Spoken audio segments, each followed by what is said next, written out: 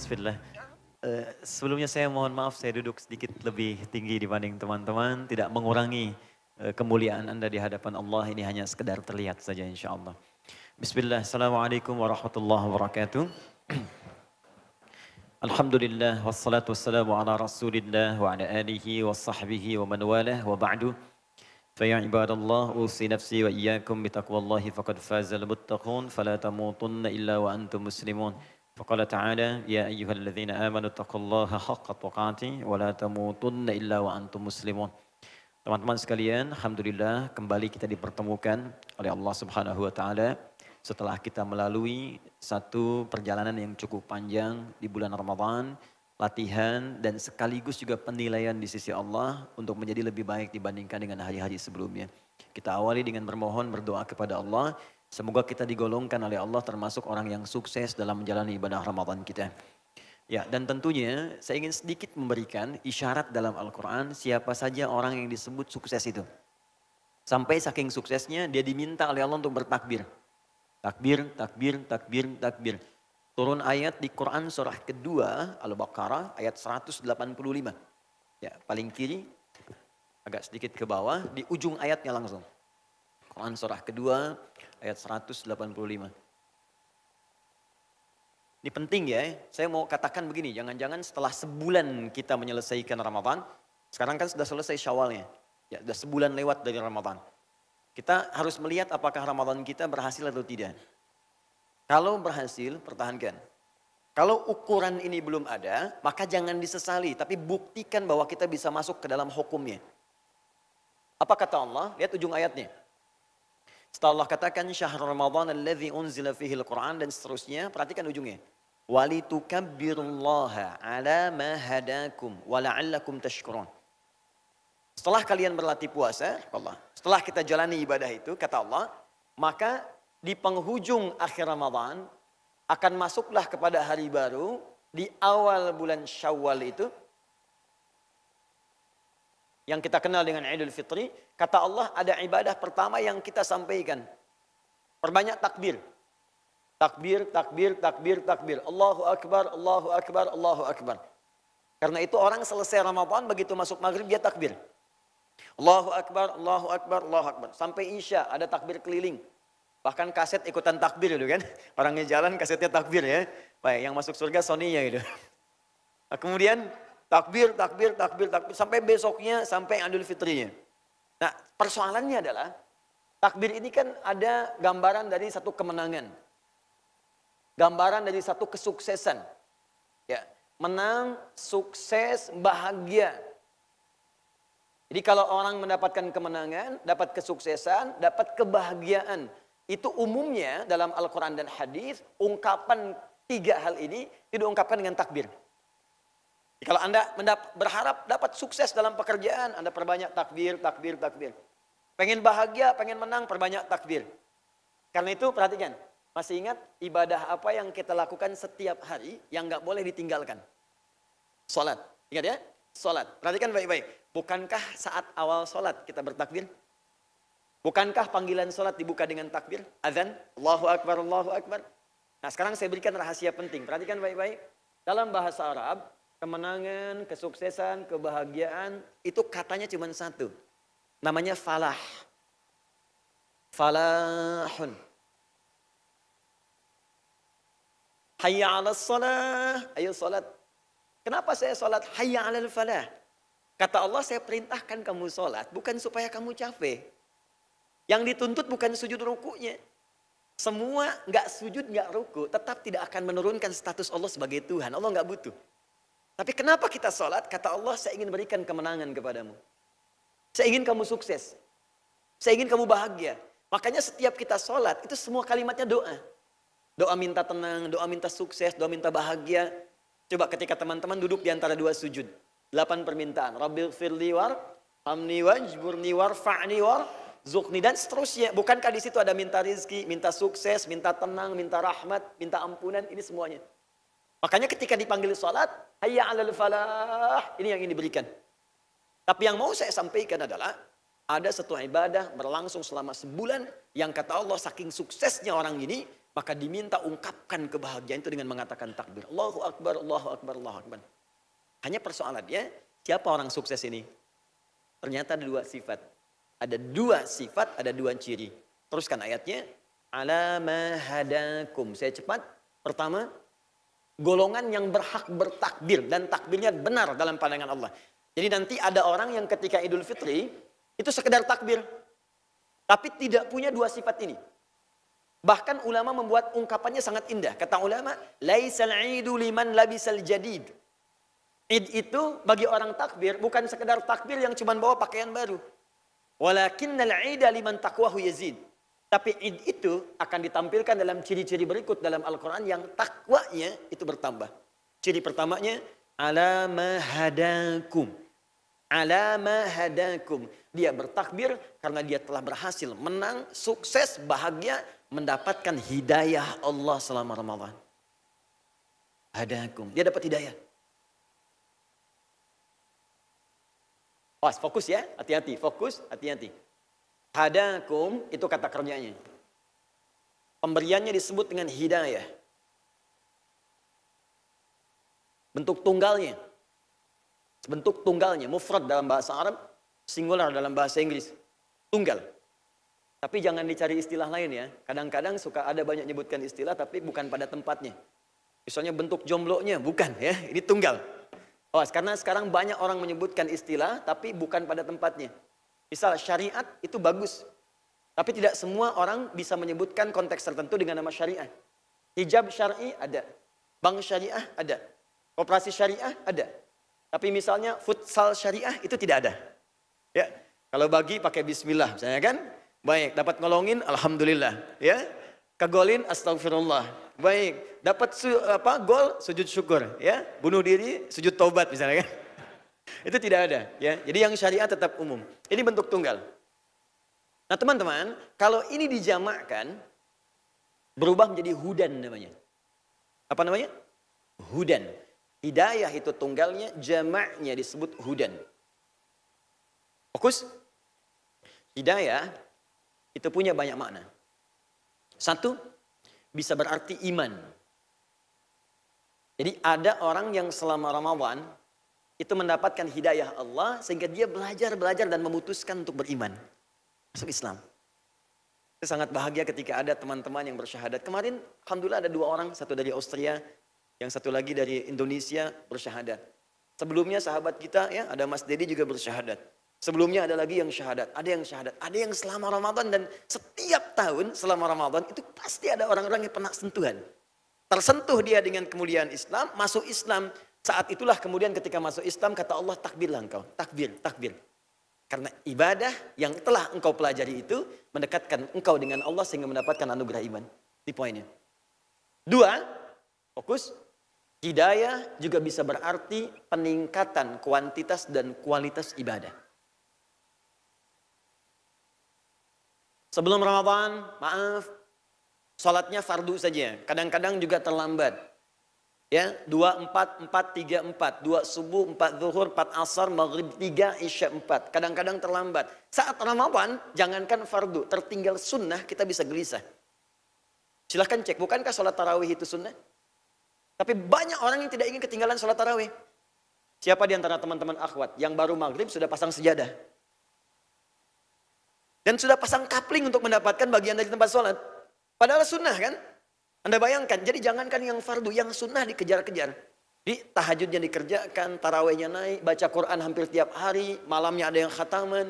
Dan dahsyatnya itu membekas dalam jiwanya. Jadi begitu selesai Ramadan ada peningkatan. Ngukurnya begini ya, maaf, ada yang sering keliru.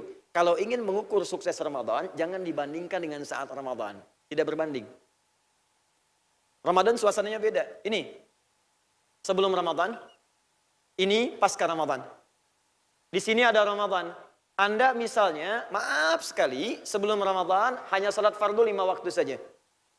Ramadan dilatih, sunnah meningkat, segala meningkat. Pasca Ramadan, Anda mulai senang dengan ibadah sunnah. Walaupun misalnya baru 2 rakaat sebelum subuh. Baru 2 rakaat sebelum zuhur.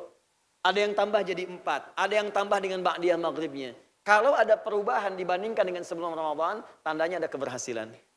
Meningkat ibadahnya. Meningkat kualitasnya. Maka inilah kata Allah yang orang yang berhak bertakbir dan memperbanyak takbirnya.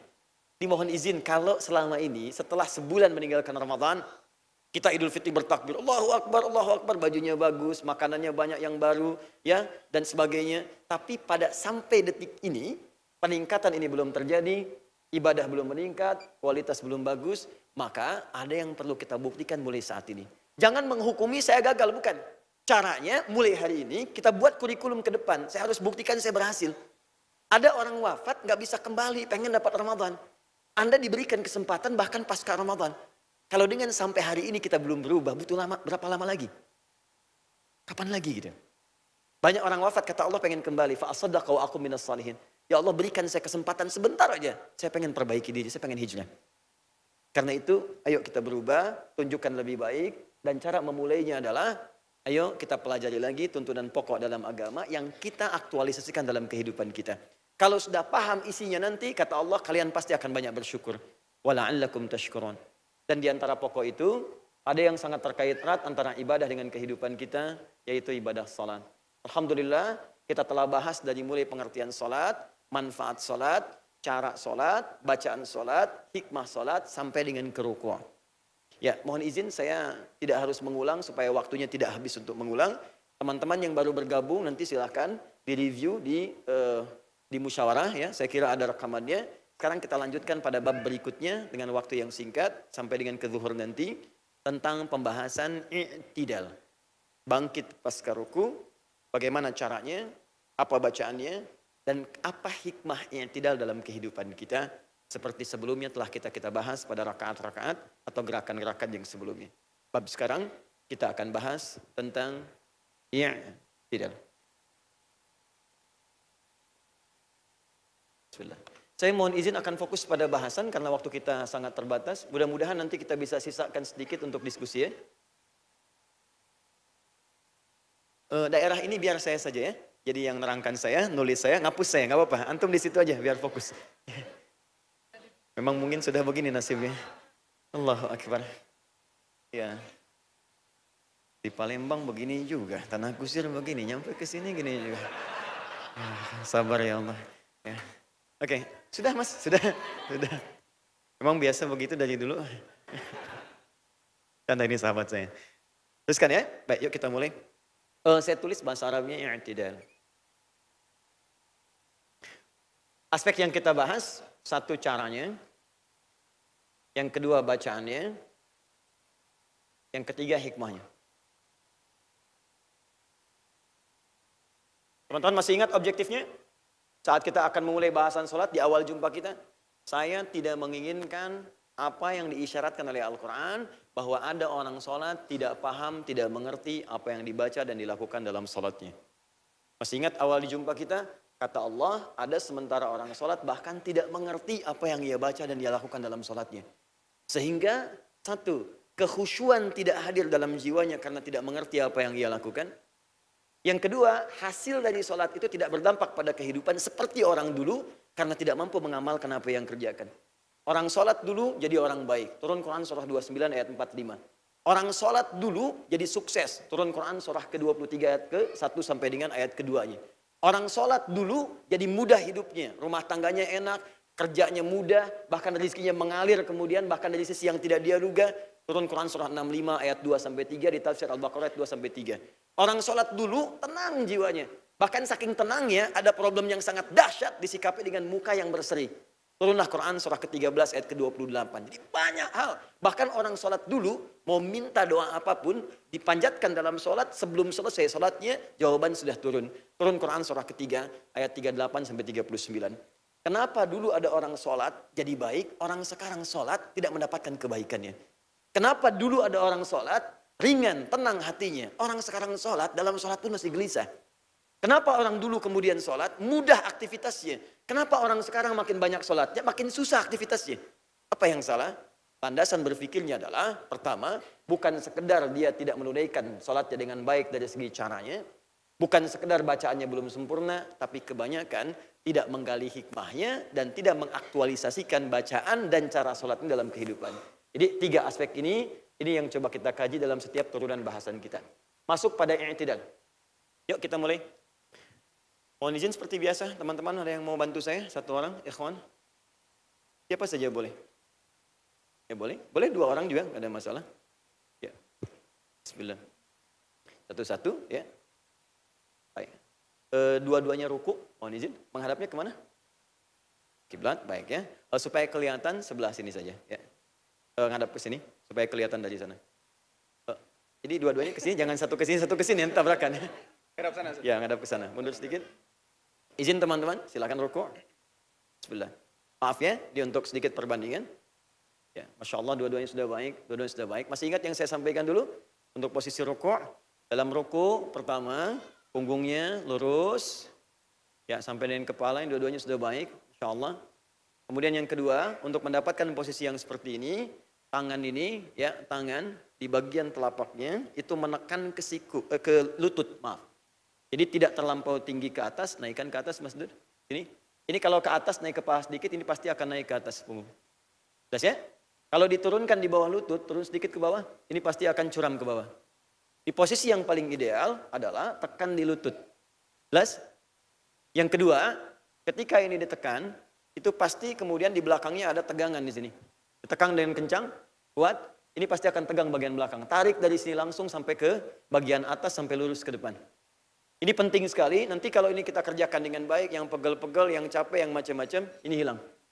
Ya, tapi poinnya adalah, perhatikan, ini baru cara. Bacaannya sudah kita bahas, masih ingat hikmahnya? Kita membaca apa saat ruku dulu? Subhana rabbiyal azim, atau subhana rabbiyal azimi wa bihamdi, atau subhanakallahumma bihamdika, Allahumma gfirli. Mohon izin, cukup sebentar, tahan sebentar, duduk di sini saja, supaya saya mudah minta bantuan. Sebentar, fokus. Subhana rabbiyal azim. Saya pernah katakan, dulu orang Romawi atau orang Persia punya kebiasaan kalau ingin dihormati itu pasti menggungkukkan badannya. Ya, tangannya dilipat 2 begini, kemudian ruku. Dalam bahasa Arab ruku seperti ini. Ruku. Ada yang langsung sujud kemudian mundur. Ya. Dihormati dengan sifat ruku yang kadang menghadirkan pengkultusan atau lebih dekat kepada penyembahan. Maka dalam sholat muncullah kemudian kita perintah dari Allah supaya semua ruku dan sujud jangan dihadapkan pada makhluk. Hormat boleh tapi jangan berlebihan. Karena semua yang harus dihormati berlebihan untuk disembah hanya Allah. Maka turunlah kemudian syariat ruku. Dalam ruku ini kemudian diminta kita dengan posisi tadi. Ada aspek kesehatannya, ada aspek penghambaannya. Tapi masih ingat rahasia yang pernah saya sampaikan di pertemuan lalu? Jika seseorang hanya menghamba kepada Allah saja. Ini hikmahnya. Jika seseorang hanya menghamba kepada Allah saja. Dan tidak pernah menghambakan diri kepada makhluk. Semuanya sama dalam pergaulan, menghormati sewajarnya dan hanya menghamba kepada Allah. Lalu dia katakan, Subhana Rabbiyal Azim. Semua yang dahsyat, yang agung, yang azim, hanya Allah saja. Jangan pernah pertuhankan pekerjaan. Jangan pernah pertuhankan rating. Jangan pernah pertuhankan manusia. Pertuhankan Allah. Ketika Anda tawakal kepada Allah, maka Anda akan diangkat oleh Allah dan diberikan apapun yang Anda butuhkan. Itulah sebabnya ketika seseorang ruku dengan benar, maka diangkatlah posisinya oleh Allah dalam kehidupannya. Bangunlah dia, bangkitlah dia. Begitu Anda ruku, dibangkitkan oleh Allah Subhanahu wa taala untuk memohon kepada Allah apapun yang dia inginkan dalam kehidupannya. Paham? Jelas sampai sini? Baik, sebentar. Masih ingat kalimat saya yang pernah saya sampaikan dulu? Kalau ada segala hal yang tidak sesuai dengan sifat dan keagungan Allah, kita katakan apa? Atau saya ganti, kalau Anda melihat yang indah-indah, yang bagus-bagus, pemandangan bagus, naik ke puncak, apa katanya? Masya Allah. Jadi asalnya bukan subhanallah ya, asalnya Masya Allah. Tapi kalau Anda menyaksikan sesuatu yang tidak bagus, tidak sesuai dengan hukum Allah, bukan sesuai dengan sifat Allah, katakan subhanallah. Subhanallah. Misal, Quran surah kedua ayat 116, paling kiri pertengahan. Wa qalu takhadzallahu walada. Mereka berkata Allah punya anak, gak sesuai dengan sifat Allah. Katakan subhana. Mereka berkata mustahil Muhammad, Tuhanmu gila. Bisa memperjalankan engkau dari Masjidil Haram ke Masjidil Aqsa cuma semalam, maka turun Quran surah 17 ayat pertama. Subhanalladzi asra, pakai subhan. Kadang-kadang dalam keseharian kita nggak sadar. Ada yang kita agungkan selain Allah. Sedang bekerja, panggilan sholat tiba. Harusnya kan Allah yang kita respon. Sengaja diundur-undur sholat, padahal bisa mengerjakan tepat waktu. Sengaja menunda zakat padahal bisa dikeluarkan pada saat itu. Sengaja menunda sedekah, sengaja menunda bacaan Al-Quran. Padahal kita bisa melakukannya pada saat itu. Hanya untuk kemudian memenuhi hasrat dunia kita. Maka disitulah kita katakan subhanallah. Ya Allah, sebetulnya yang agung itu bukan pekerjaan saya. Yang agung itu engkau. Bisa engkau wafatkan saya saat saya bekerja. Bisa engkau wafatkan saya saat saya sedang melakukan aktivitas. Makanya kita ruku mengatakan, ya Allah, kalau selama ini saya salah dalam bermunajat kepadamu, maka mohon ampuni dosa saya. Subhana rabbiyal azim. Semuanya tidak ada yang lebih agung dibandingkan Rabbku. Ketika Anda bisa tawakal seperti itu, maka masih ingat Quran surah ke-48 ayat 29. Kata Allah, orang yang sholatnya bisa seperti itu, maka diperkenankan dia memohon yang terbaik, yang istimewa dalam hidupnya. Jangan minta yang biasa. Pertemuan lalu yang terakhir, ya Muhammadur Rasulullah walladzina ma'ahu asyiddau 'alal kuffar ruhama'u bainahum tarahum ruk'an sujada. Engkau akan lihat sifat istimewa umat Nabi Muhammad kata Allah dalam rukunya. Ketika benar rukunya, maka mereka boleh memohon kepada Allah apapun yang mereka inginkan, termasuk yang paling istimewa. Jadi ketika Anda tunduk, saya akan berikan apa yang kamu minta kata Allah. Jadi mohon maaf ya, kalau selama ini Anda memohon dan belum terkabulkan, jangan-jangan selama ini kita belum patuh pada Allah. Orang tua saja kita patuhi, apa yang kita minta dikasih. Kadang yang nggak kita minta itu dibeliin gitu. Kita patuh pada Allah, apa yang Allah nggak punya. Jadi kalau selama ini Anda berdoa belum terkabul, jangan-jangan bukan nggak dikabulkan, kitanya yang belum patuh. Coba lihat deh Quran surah kedua ayat 186, paling kiri sebelah bawah. Sebentar ya, nanti kita masuk lagi ke praktik. Quran surah 2 ayat 186. Ini ayat tentang doa. Fokus. Wa idza sa'alaka ibadi, kata Allah Muhammad sallallahu alaihi wasallam, jika ada hambaku bertanya kepadamu tentangku. Maksudnya, jika ada hambaku ingin mencariku. Ingin mencari, ingin datang kepadaku. Fa inni qarib, katakan padanya jangan lelah. Yakinkan pada dirimu aku dekat, memberi harapan. Tapi yang paling menarik, motif orang ingin mendekat kepada Allah biasanya cuma dua. Kalau bukan ingin bertobat, pasti punya kebutuhan yang dimohonkan. Pengen berdoa. Silakan cek. Dulu jarang tahajud. Pas besok mau dapat proyek, langsung tahajud. Malamnya doa. Dulu jarang puasa. Besok anak mau ujian, baru ibunya puasa. Kan? Dulu jarang baca Al-Quran. Besok ada kebutuhan, baru baca Al-Quran. Demikian itu biasa, normal. Itu biasa saja, itu standar. Tapi yang paling dahsyat kata Allah, yakinkan pada hambaku Muhammad SAW, sepanjang mereka punya permintaan, pasti aku kabulkan. Ujibu da'watad da'i idza da'ani. Kalau mereka punya permintaan apapun, aku akan berikan. Jadi standar doa itu, kalau Anda berdoa, sepanjang doanya baik, pasti akan dikabulkan. Tapi kalau ingin cepat dikabulkannya, teruskan ayatnya. Faliyastajibuli. Kalau pengen cepat dikabulkan, maka seruan aku pun, perintah aku pun penuhi dengan cepat. Anda berdoa, Anda menyuruh Allah, gitu kan? Anda ingin cepat dikabulkan. Kalau ingin cepat dikabulkan, maka seruan Allah pun respon dengan cepat. Misal, Allah minta kita sholat. Allah menyuruh kita. Anda diminta sholat, menunaikan sholat subuh. Waktu subuhnya jam 4 misalnya 45. Dipanggil 4.45, Anda datang 4.45. Salat Allahu Akbar, tepat pada waktunya. Maka saat Anda meminta pun Allah berikan tepat pada waktunya. Ada yang dipanggil 4.45, dia bangun dari jam 3. Maka ada orang yang bahkan sebelum meminta, Allah cukupkan kebutuhannya. Sehingga seakan-akan gak punya kebutuhan. Karena setiap ada keinginan, diberikan sebelum dia meminta. Ada yang dipanggil 4.45, dia baru datang jam 5.44. Tunda. Maka adil kalau Allah pun mengabulkan lambat dari apa yang dia minta. Di sistem kepatuhan itu bangunan keadilan yang Allah terapkan. Kamu minta sekian, cepat merespon, aku berikan. Apa kaitannya dengan ini? Saya ingin katakan ada orang-orang yang saat meminta, dia bukan meminta biasa. Bahkan yang paling istimewa pun Allah akan berikan. Siapa orang ini? Orang yang selalu patuh pada Allah. Dalam rukunya dia bagus, dia tawakal kepada Allah. Begitu selesai ruku, langsung dibangkitkan oleh Allah. Begitu dibangunkan, dia langsung memuji Allah. Seketika keluarlah kalimat dalam bangunnya itu.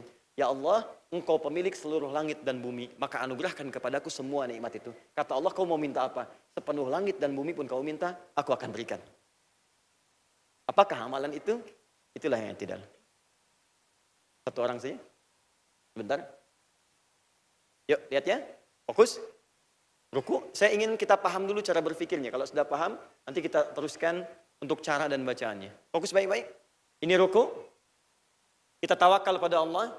Kita katakan subhana rabbiyal azim. Kita katakan subhana rabbiyal azim wa bihamdi. Puji Allah. Wa bihamdi. Kami memuji Allah. Ya Allah, Engkau yang agung, tidak ada selain Engkau. Saya taubat ya Allah, selama ini ada saya banyak salah. Saya minta ampun ya Allah. Ampuni dosa saya ya Allah. Saya hanya mengagungkan Engkau saja. Ketika Anda katakan, saya hanya memujimu bihamdi. Lalu Anda naik. Diangkat kemudian naik, bangun. Begitu bangun, perhatikan kalimatnya. Apa yang diucapkan? Sami Allahu liman hamidah. Tahan sampai sini. Kita belajar dulu cara bangunnya. Itu belajar bacaannya. Terakhir, kita akan bahas apa makna dari bacaan itu. Kadang-kadang ada banyak orang yang hanya membaca bacaan itu saja. Rahasianya nggak dilakukan. Sehingga banyak orang tidak berdoa. Apa yang dimintakan pada saat itu yang dia butuhkan. Itu yang nanti kita akan dalami. Sekarang kita masuk kepada caranya dulu. Karena banyak orang meminta tapi caranya nggak benar. Maka mustahil juga bisa dikabulkan. Mohon izin mas. Yuk ngadap ke sini sekarang. Ruku. Baik, bangkit. Bebas, yang sering dilakukan. Bacaannya apa? Ya. Tahan. Sami Allahu liman hamidah. Tahan dulu tangannya di atas tadi. Mas Ali, silakan. Di ruku. Ya. Bangkit. Sami Allah liman. Tahan. Lihat sini. Ini ada yang di sini. Ini ada yang di sini. Ya, ini bagian pertama, tangannya di sini. Bagian kedua, tangannya di sini. Sudah kelihatan bedanya? Baik. Yang ketiga, ada yang lain lagi? Teman-teman, ada yang lain lagi? Ada? Silakan maju ke depan, gak apa-apa. Tangannya tetap di sini ya, kalau saya gini kan baru turun. Ayo mas, oh mas Don silakan, gak apa-apa. Futsal lupain aja, sekarang kita sedang sholat. Bismillah, Allahu Akbar. Fadal. Geser sedikit, apa lah ya. Tangannya jadi berubah. Langsung begini atau ruku dulu? Oh iya sih. Ya Allah, bismillah. Sami Allah liman hamidah, bangkit. Tahan. Baik. Ini di sini, ini di sini, ini di sini. Ada yang lain lagi? Ada pernah melihat yang saat bangkit tangannya nggak diangkat? Ada ya? Oh, berarti ada yang keempat ya. Baik, ini saya saja. Dia sudah ruku, bangkit, sami Allah liman hamidah, tangannya di sini. Perhatikan. Ini bagian pertama, yang kedua, yang ketiga, yang keempat. Baik, di antara ini mana yang benar? Sekarang turunkan tangannya sedikit, turunkan lagi, turunkan lagi. Tahan. Yang benar seperti yang dicontohkan Nabi. Itu yang paling benar. Bagaimana menemukan yang dicontohkan Nabi? Kembalikan ke keterangan dari orang-orang yang pernah mencatat dari Nabi. Referensinya pertama di Al-Bukhari. Hadis riwayat Al-Bukhari. Nanti kalau teman-teman ditanya, jadi punya argumentasi. Nomor hadis 757. Ada dua riwayat dengan di 737. Juga di hadis riwayat Muslim. Nomor hadis 397. Yang meriwayatkannya sahabat Nabi, namanya sahabat Abu Hurairah. Ini julukannya, nama aslinya Abdurrahman.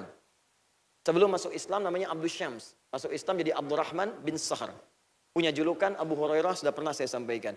Pernah melihat seseorang sedang sholat, kemudian dibimbing oleh Nabi cara sholat yang benar. Orang itu yang dilihat dibimbing itu namanya Khalad bin Rafi Az-Zuraiqi. Namanya Khalad.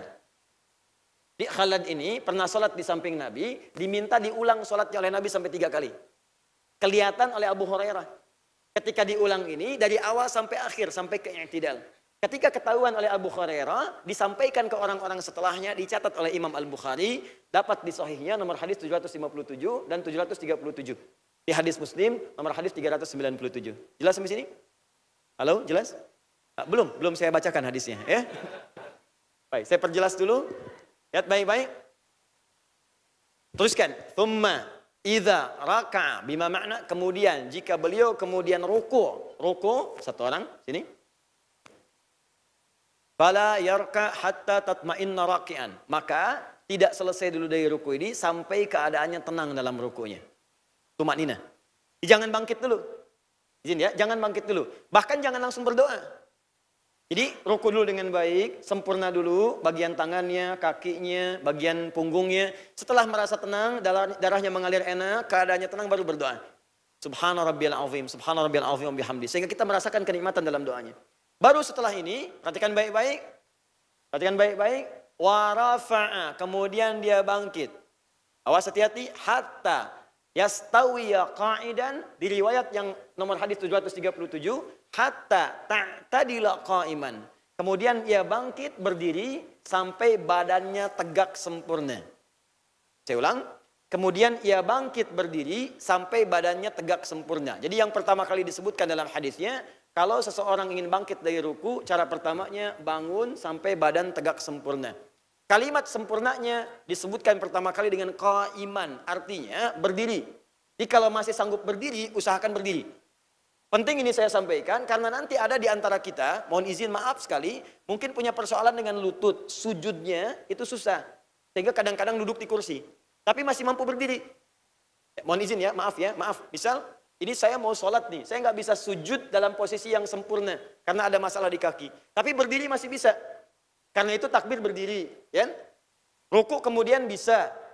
I'tidal bisa berdiri. Tapi sujud nggak bisa, makanya duduk. Nah, kalau sepanjang i'tidal masih berdiri, masih bisa, maka jangan paksakan itu dalam posisi duduk. Ya, paksa berdiri. Jangan sampai kemudian rukuknya duduk begini. Terus i'tidalnya duduk lagi. Sujudnya duduk. Sepanjang bisa berdiri, maka sunnahnya berdiri. Orang yang mampu berdiri dalam sholat fardu dan dia memilih untuk duduk, maka dia mendapatkan setengah dari bagian sholatnya. Dari pahala sholatnya. Cuman setengah. Ingat ya? Setengah. Itu pun dengan catatan ada kesulitan dalam dia kemudian dalam berdirinya, tapi masih mampu berdiri.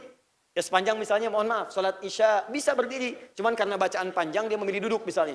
Ya maka dapat setengah pahalanya. Kalau sengaja memilih duduk padahal mampu berdiri, maka sholatnya dianggap tidak sah. Dalam sholat fardu. Ya dalam sholat fardu. Dalam sholat sunnah boleh. Anda bisa berdiri tapi pengen duduk, itu boleh. Pahalanya setengah. Paham ya? Tapi kalau sama sekali nggak bisa berdiri, kemudian Anda duduk, pahalanya sama senilai dengan orang berdiri. Tanpa dikurangi sedikit pun. Paham sampai sini? Jadi yang pertama, alhamdulillah, i'tidal dilakukan dalam keadaan apa? Berdiri. Hatta tastawiya qa'iman, sampai kamu tegak berdiri sempurna.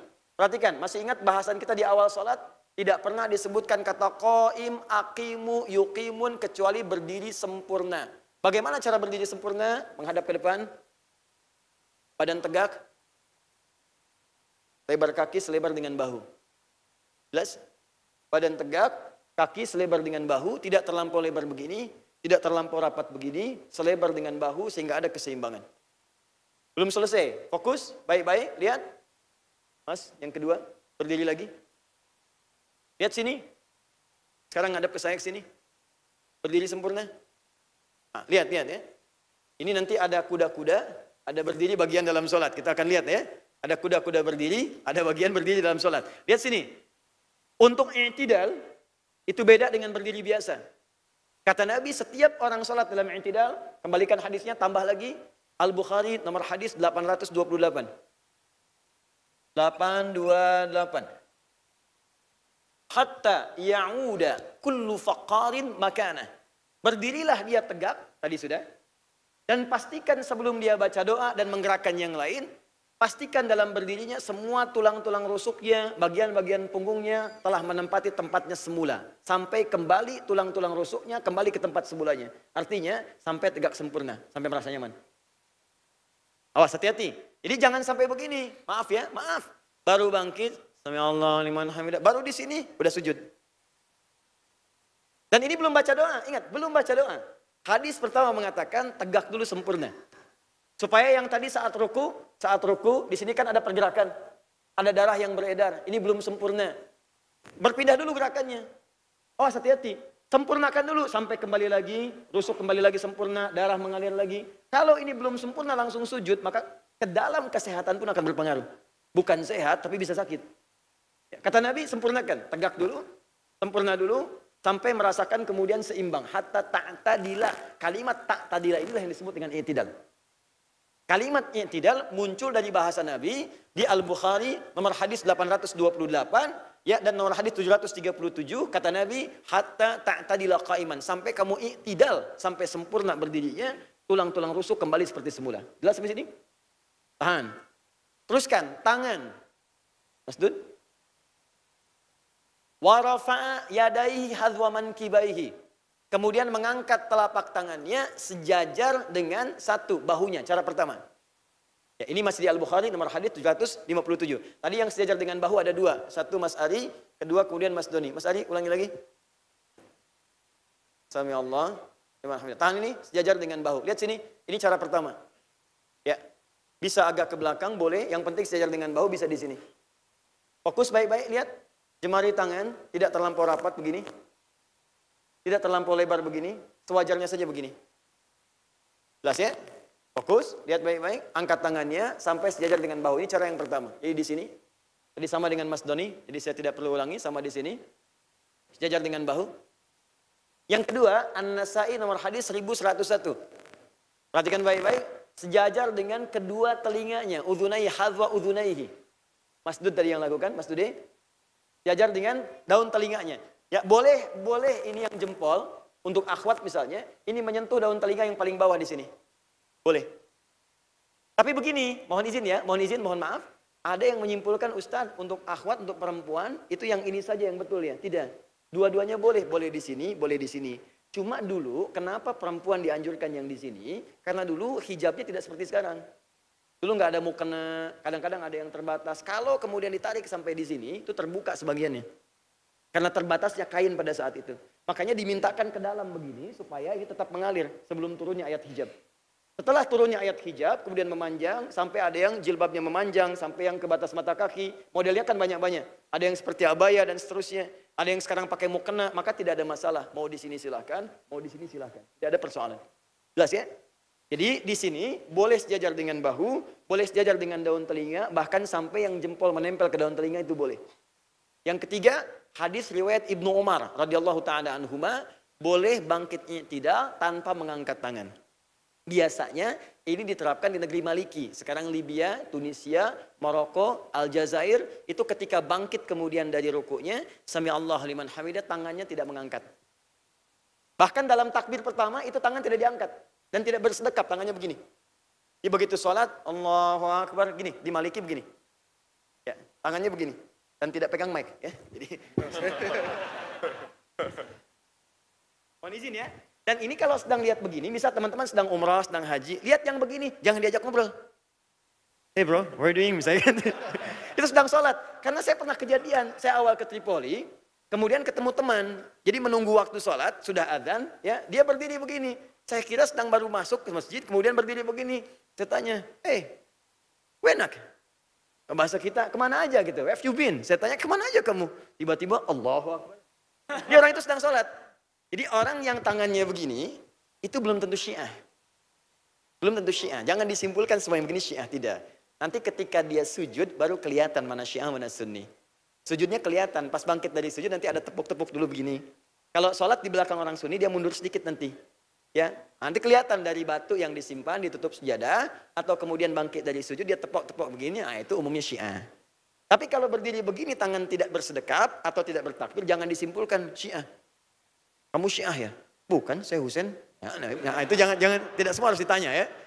Paham ya? Baik. Jelas sampai sini? Oke. Jadi kalau misalnya ada yang begini, sami Allahu liman hamidah, tangan di sini benar tidak?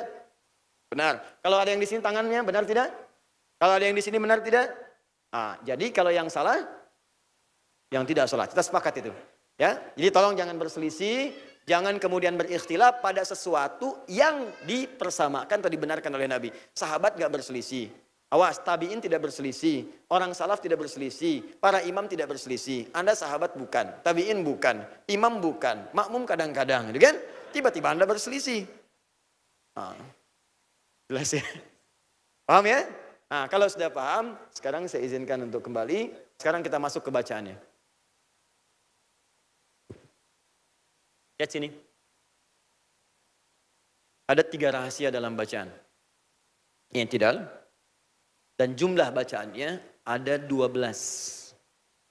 Bukan cuma 1, 2, 3 atau 4. Ada 12 bacaan i'tidal. Fokus. Nanti yang paling populer dari 12 ini ada 3 bacaan. Jadi saya sederhanakan kepada 3 bacaan karena ini yang paling populer. Lihat sini. Fokus baik-baik. Kita dari ruku tadi. Bangkit, Misal saya ambil yang diangkat, Sami'allahu liman hamidah. Bersamaan dengan berdiri ya. Bersamaan dengan berdiri. Kemudian, perhatikan baik-baik. Kalau Anda jadi imam, jadi makmum, maka kalimat ini mutlak untuk diucapkan. Ada yang menyebutkan fardu, ada yang menyebutkan sunnah muakkadah. Tapi umumnya mayoritas mengatakan karena disatukan dengan gerakan sholat, maka dia wajib untuk diucapkan kalimat ini. Jadi begitu Anda naik, Sami'allahu liman hamidah, kan? Baik sholat sendirian atau jadi imam. Kalau menjadi makmum, maka ada dua pilihan. Bisa mengulang kalimat yang sama, Sami'allahu liman hamidah, atau menjawab dengan kalimat yang kedua, Rabbana walakal hamd. Perhatikan, kalimat pertama Sami'allahu liman hamidah itu istilahnya disebut dengan tasmi' namanya. Nanti saya berikan rahasianya di akhir.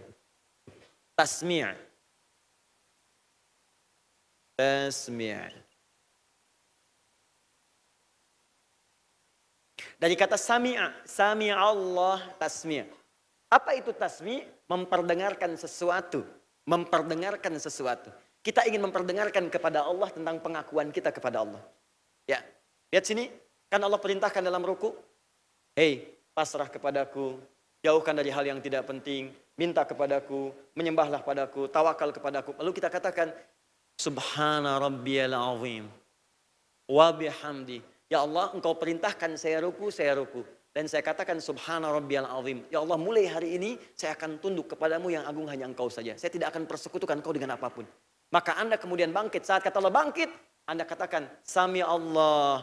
Allah, engkau pasti mendengar apa yang tadi telah saya sampaikan. Jelas? Itu yang disebut dengan tasbih. Jadi kenapa bacaan Anda saat bangkit dari ruku beda dengan ketika ruku?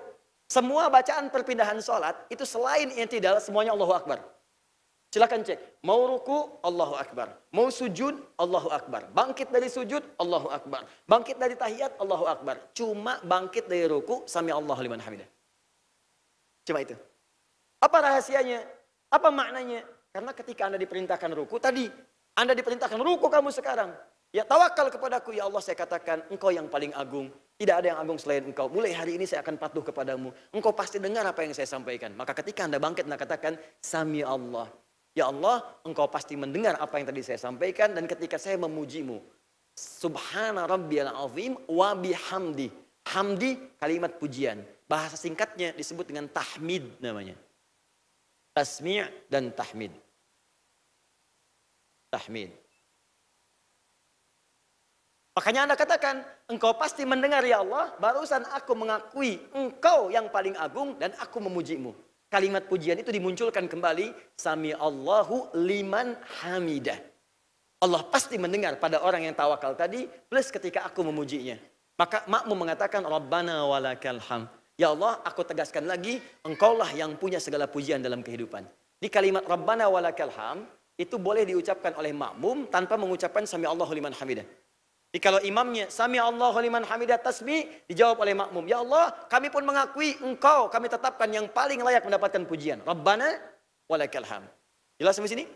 Kalau Anda sholat sendirian, Anda boleh cukupkan pada kalimat Sami Allahu liman hamidah, walaupun tanpa mengucapkan Rabbana walakal hamd. Tapi kalau ingin sempurna, ucapkan kalimat Rabbana walakal hamd sebagai pengakuan dari kita dan penegasan pujian kita kepada Allah Subhanahu wa taala. Paham? Hanya ini belum selesai sampai di sini kisahnya. Banyak orang yang ketika mengucapkan ini langsung sujud. Sholatnya betul, sah. Saya ulang. Sholatnya betul, sholatnya sah. Cuman sayang, dia tidak memanfaatkan momentum yang Allah janjikan untuk mengabulkan apa yang ia akan mintakan walaupun sepenuh langit dan bumi. Nih, perhatikan sini. Izin mas, boleh siapa saja maju ke depan? Boleh siapa saja? Siapa saja boleh? Saya pegang botol minuman, saya berikan pada Mas Tude. Apa tadi yang diucapkan? Terima kasih. Terima kasih ya. Ketika diucapkan terima kasih, kita jawab apa? Sama-sama. Bisa demikian kan? Itu manusia. Begitu diminta, terima, kasih. Terima, kasih. Kalau sudah terima, kasih. Saya ucapkan, saya sampaikan, ini mas, terima kasih, jawabannya sama-sama.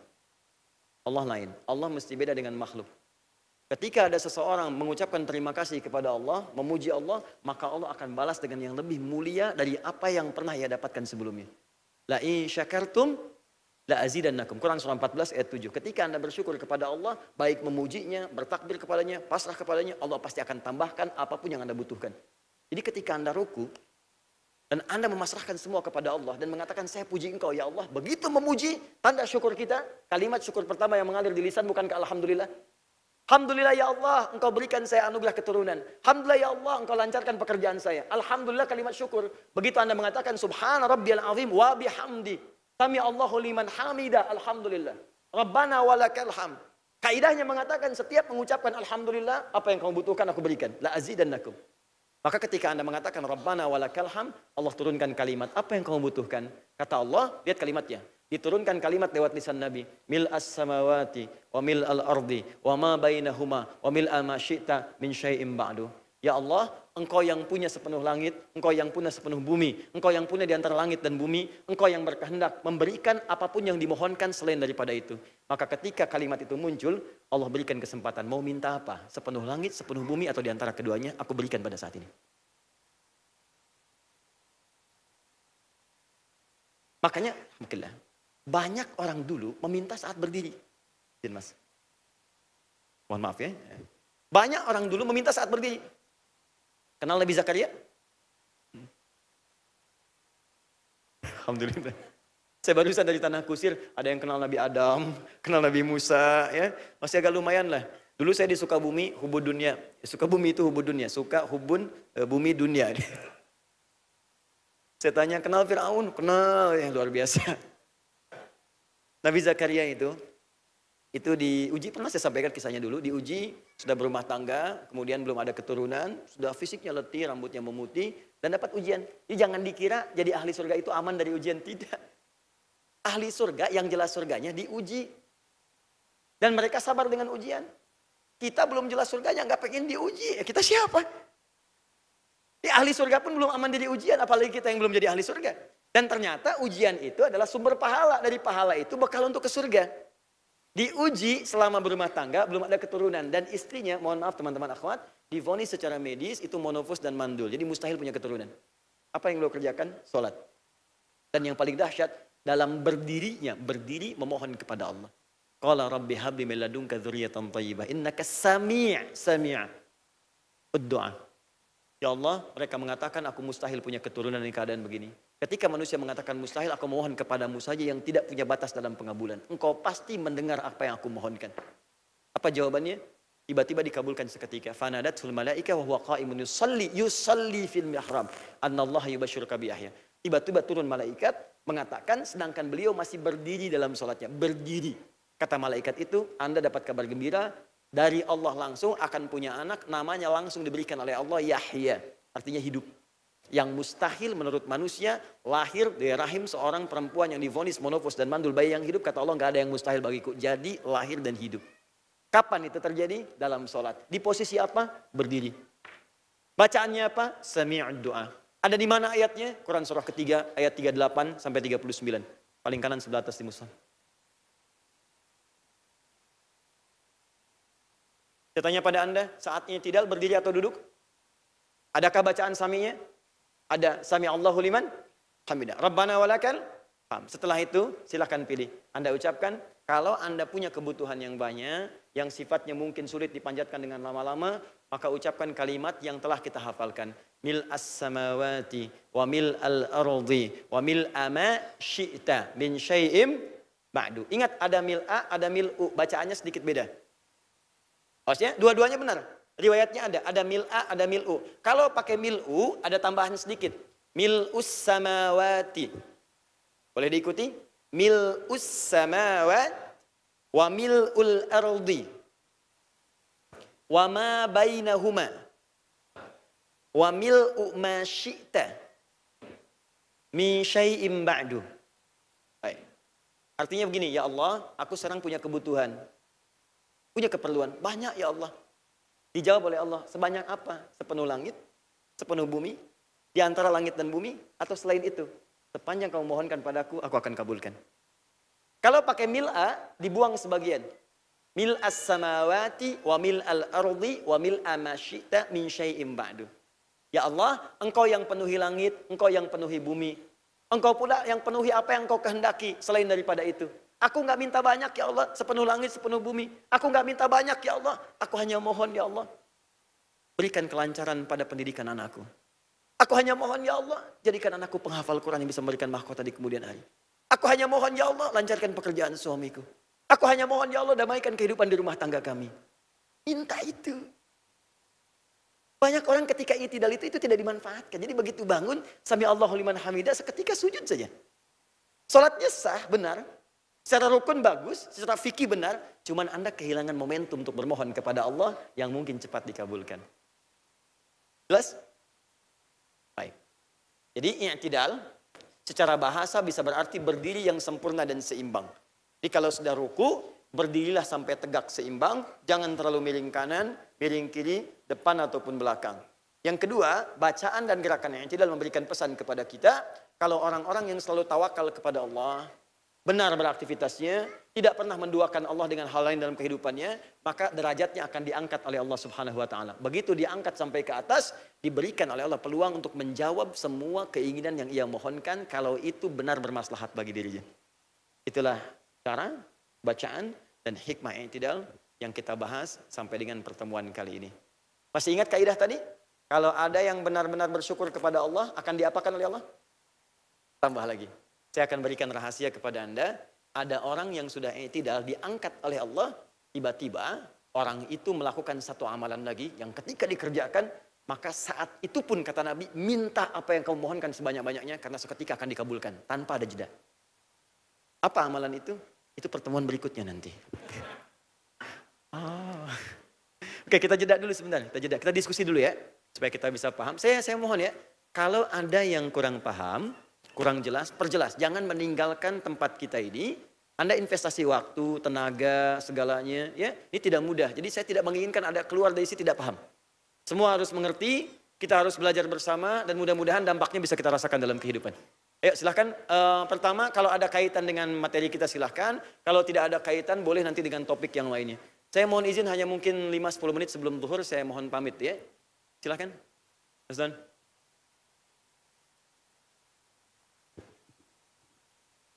Oke, saya tuliskan ya, nanti tolong diingatkan Mas Dimas dan teman-teman, tolong diingatkan pertemuan berikutnya, sepekan sebelum saya datang, tolong WA saya atau ingatkan Ustadz, tolong bacaan i'tidal yang kemarin dituliskan. Nanti saya coba tuliskan, bahkan 12 jenisnya nanti kita bagikan. Ya, kalau perlu mungkin nanti sepulang dari sini saya coba ketikkan dulu, jadi nanti bisa saya WA-kan dan teman-teman nanti share ya kepada yang lain. Jadi jangan tunggu ke pertemuan berikutnya, karena belum tentu hidup juga ya.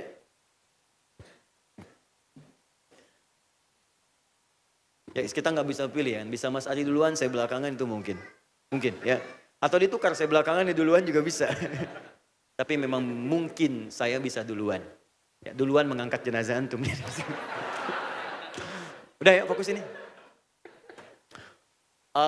Bertanya tentang mil'u dan mil'a. Ya, saya agak cepat saja. Yang satu, tulisannya sama-sama begini. Mil'u. Bisa dibaca juga a, mil'a. Saya ulang ya, bisa dibaca mil'u, bisa dibaca mil'a. Ini agak sedikit panjang sih, cuman saya sederhanakan, saya bagi sedikit ya. Saya kuliah salah satunya di jurusan bahasa Arab. Karena cinta dengan Al-Quran. Karena saya dapat berita semua huruf Al-Quran, ayat Al-Quran, bahkan semua rangkaian kata Al-Quran itu semua mukjizat. Maka saya pelajari bahasa Al-Quran, ternyata Masya Allah saya temukan, bahkan semua harokat dalam Al-Quran itu ada maknanya. Harakatnya, hurufnya dan segalanya.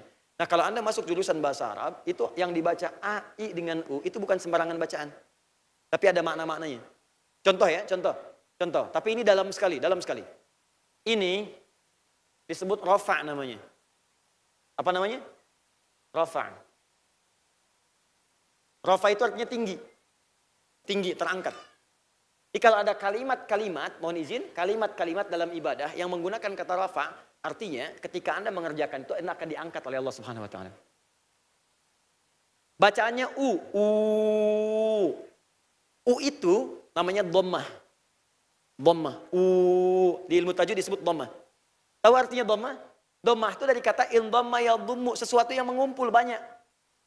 Kalau ada ibadah menggunakan sifatnya dhammah dan rafa, artinya Orang ini bukan sekedar diangkat, ditinggikan oleh Allah, tapi akan mendapat anugerah yang banyak dari Allah Subhanahu wa taala. Kalau harakatnya fathah, ini dari kata fathah, sesuatu yang terbuka. Ada peluang dibuka oleh Allah, bisa kisah, bisa ibrah, bisa manfaat, ya bisa banyak hal. Jadi kalau Anda menemukan dalam Al-Quran, sebuah kalimat dibuka dengan A, menunjuk misal pada orang, itu artinya ada kisah inspiratif di masa lalu yang akan dibuka pada kita sekarang, dan itu amalkan untuk mendapatkan maslahat yang kita dapatkan. Contoh, Nabi Ayub pernah sakit. Divonis oleh medis, tidak mungkin sembuh. Ketika Allah memperkenalkan Nabi Ayub, dalam Quran surah ke-21 ayat 83 sampai 84. Allah buka dengan fathah A. Wa ayyuba, bukan wa ayyubu, bukan wa ayyubi. Ayyuba, wa ayyuba. Terapkan kaidah ini. Kata Allah, dan saya buka sekarang pada kamu kisah tentang Ayub yang dulu pernah sakit. Jadi kalau kamu sekarang sakit, jangan mengeluh, orang dulu pun pernah sakit. Nabi aja sakit. Dan sakitnya Ayub lebih parah daripada kamu sekarang. Sakitnya Ayub lebih dahsyat daripada kamu sekarang. Apakah Ayub mengeluh? Tidak. Apakah Ayub pesimis? Tidak. Apakah Ayub mencela Allah sampai mengatakan, ya Allah kapan saya sembuh? Ya Allah kenapa engkau perlakukan saya begini? Ayub yang Nabi, yang Rasul bisa bersabar dengan sakitnya padahal ahli surga. Kenapa engkau yang bukan Nabi dan Rasul tidak bersabar? Maka kata Allah, saya buka kisah ini dan saya berikan kepada engkau rahasia Ayub. Ayub mengerjakan amalan ini, kerjakan amalan ini. Di ujung ayat ditutup dengan kalimat wa dzikra lil abidin. Kalau ada hamba beriman siapapun, walaupun bukan Nabi, bukan Rasul, mengerjakan amalan seperti Ayub, saya sembuhkan, kata Allah, seperti saya sembuhkan Ayub alaihissalam. Itu cara bacanya, cuman fathah A. Kalau itu biasanya menunjuk pada sesuatu yang halus, lembut, ya, kasrah, pecah, kecil. Makanya perempuan selalu identik dengan I. Laki-laki anta, perempuan anti. Jazakallah khair, jazakillah khair. Jadi kalau I itu ke perempuan, Bu.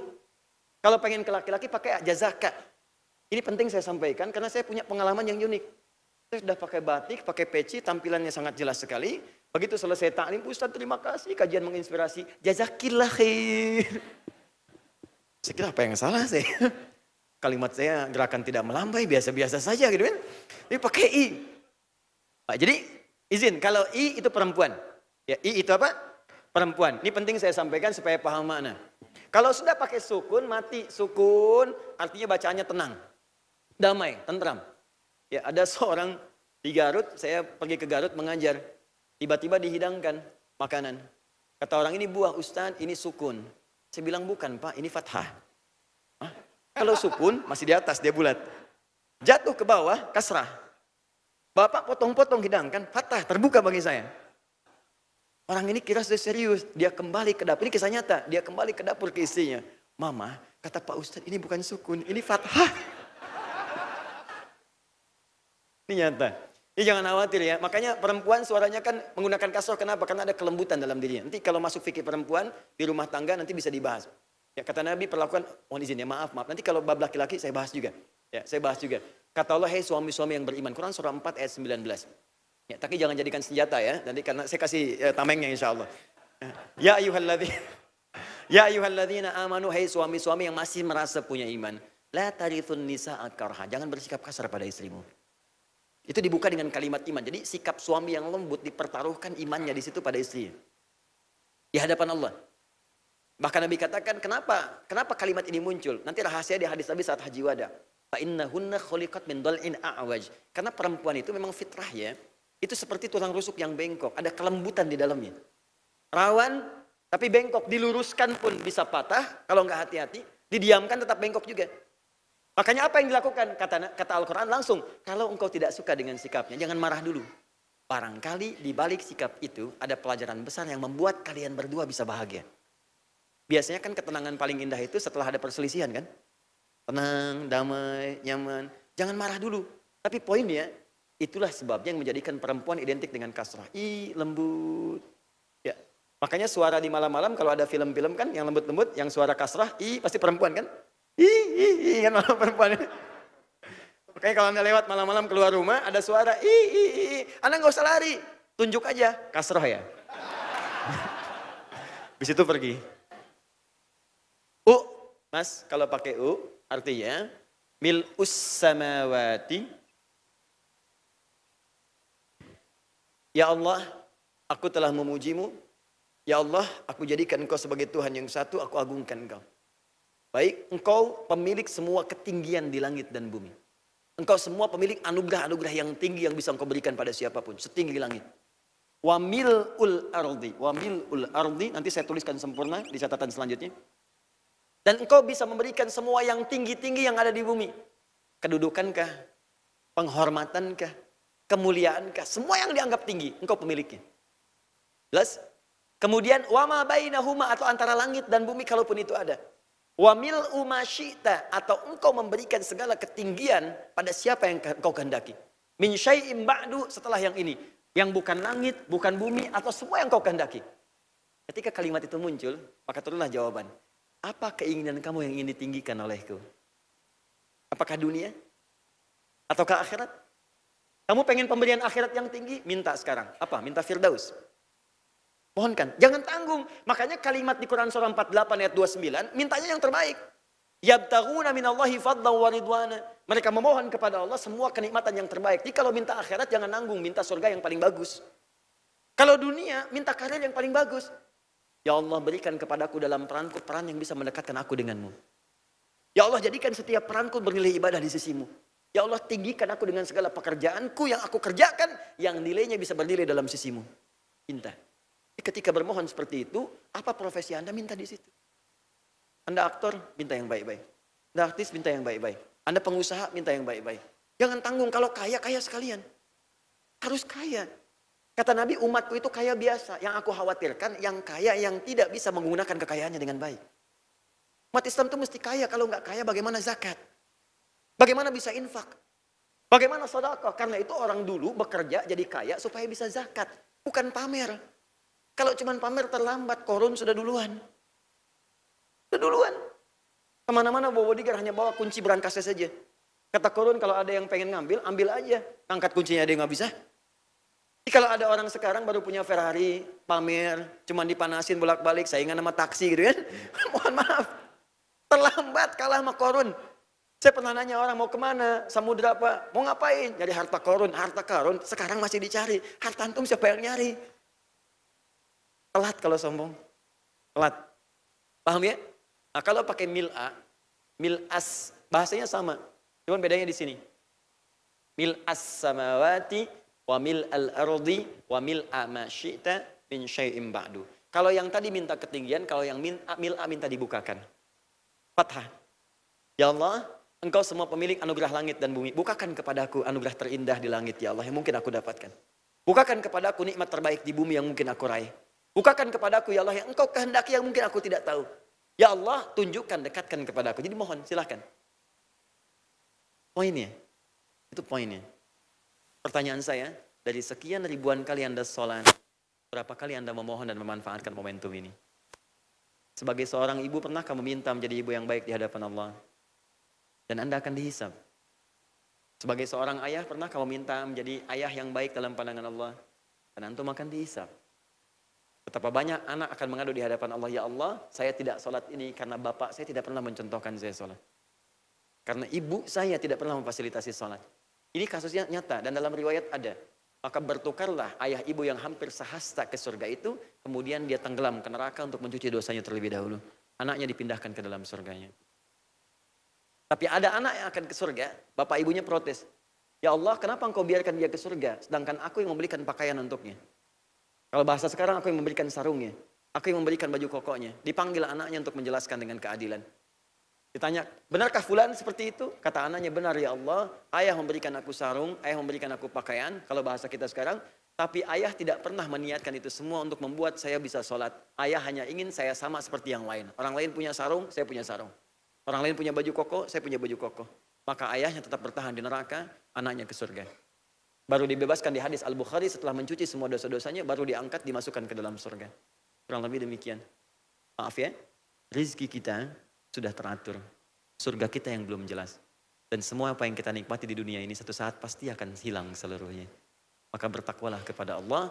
Kalau belum mampu berlomba dengan orang baik melakukan amal soleh, berlombalah dengan para pendosa untuk bertobat di hadapan Allah Subhanahu wa Ta'ala. Yang Allah berikan pasti baik. Kadang-kadang kita berharap yang ideal, tapi menurut Allah itu nggak bagus. Buka Quran surah kedua ayat 216. Paling kiri sebelah atas. Kutiba alaikumul qitalu wa huwa kurhul lakum. Kata Allah, kamu mesti rajin berperang. Bukan konteksnya perang jihad saja, bukan. Jihad terbesar melawan nafsu. Kadang-kadang sudah berkarir, sudah bekerja, ternyata proyek yang diidamkan tidak dapat. Harapan yang ingin diraih ternyata tidak terwujud. Kata Allah, hal pertama yang harus kami lakukan adalah perangi perasaan kamu. Jangan berpikir yang negatif dulu. Karena kamu belum tahu hikmahnya, maka teruskan ayat, dilihat. Asa antakrahu syai'an fahuwa khairul lakum. Hei, boleh jadi kamu tidak menyukai sesuatu, di balik itu ada yang indah yang telah aku siapkan untukmu. Kalau kamu dapatkan itu, ada yang tidak bagus. Wa asa an tuhibbu syai'an wa huwa syarrul lakum. Boleh jadi kamu mengidamkan, mendambakan sesuatu. Cuma di balik itu ada yang tidak bagus untuk kamu. Kenapa begitu ya Allah? Wallahu ya'lamu wa antum la ta'lamun. Karena Allah tahu masa depan. Kamu tuh inginnya sekarang saja.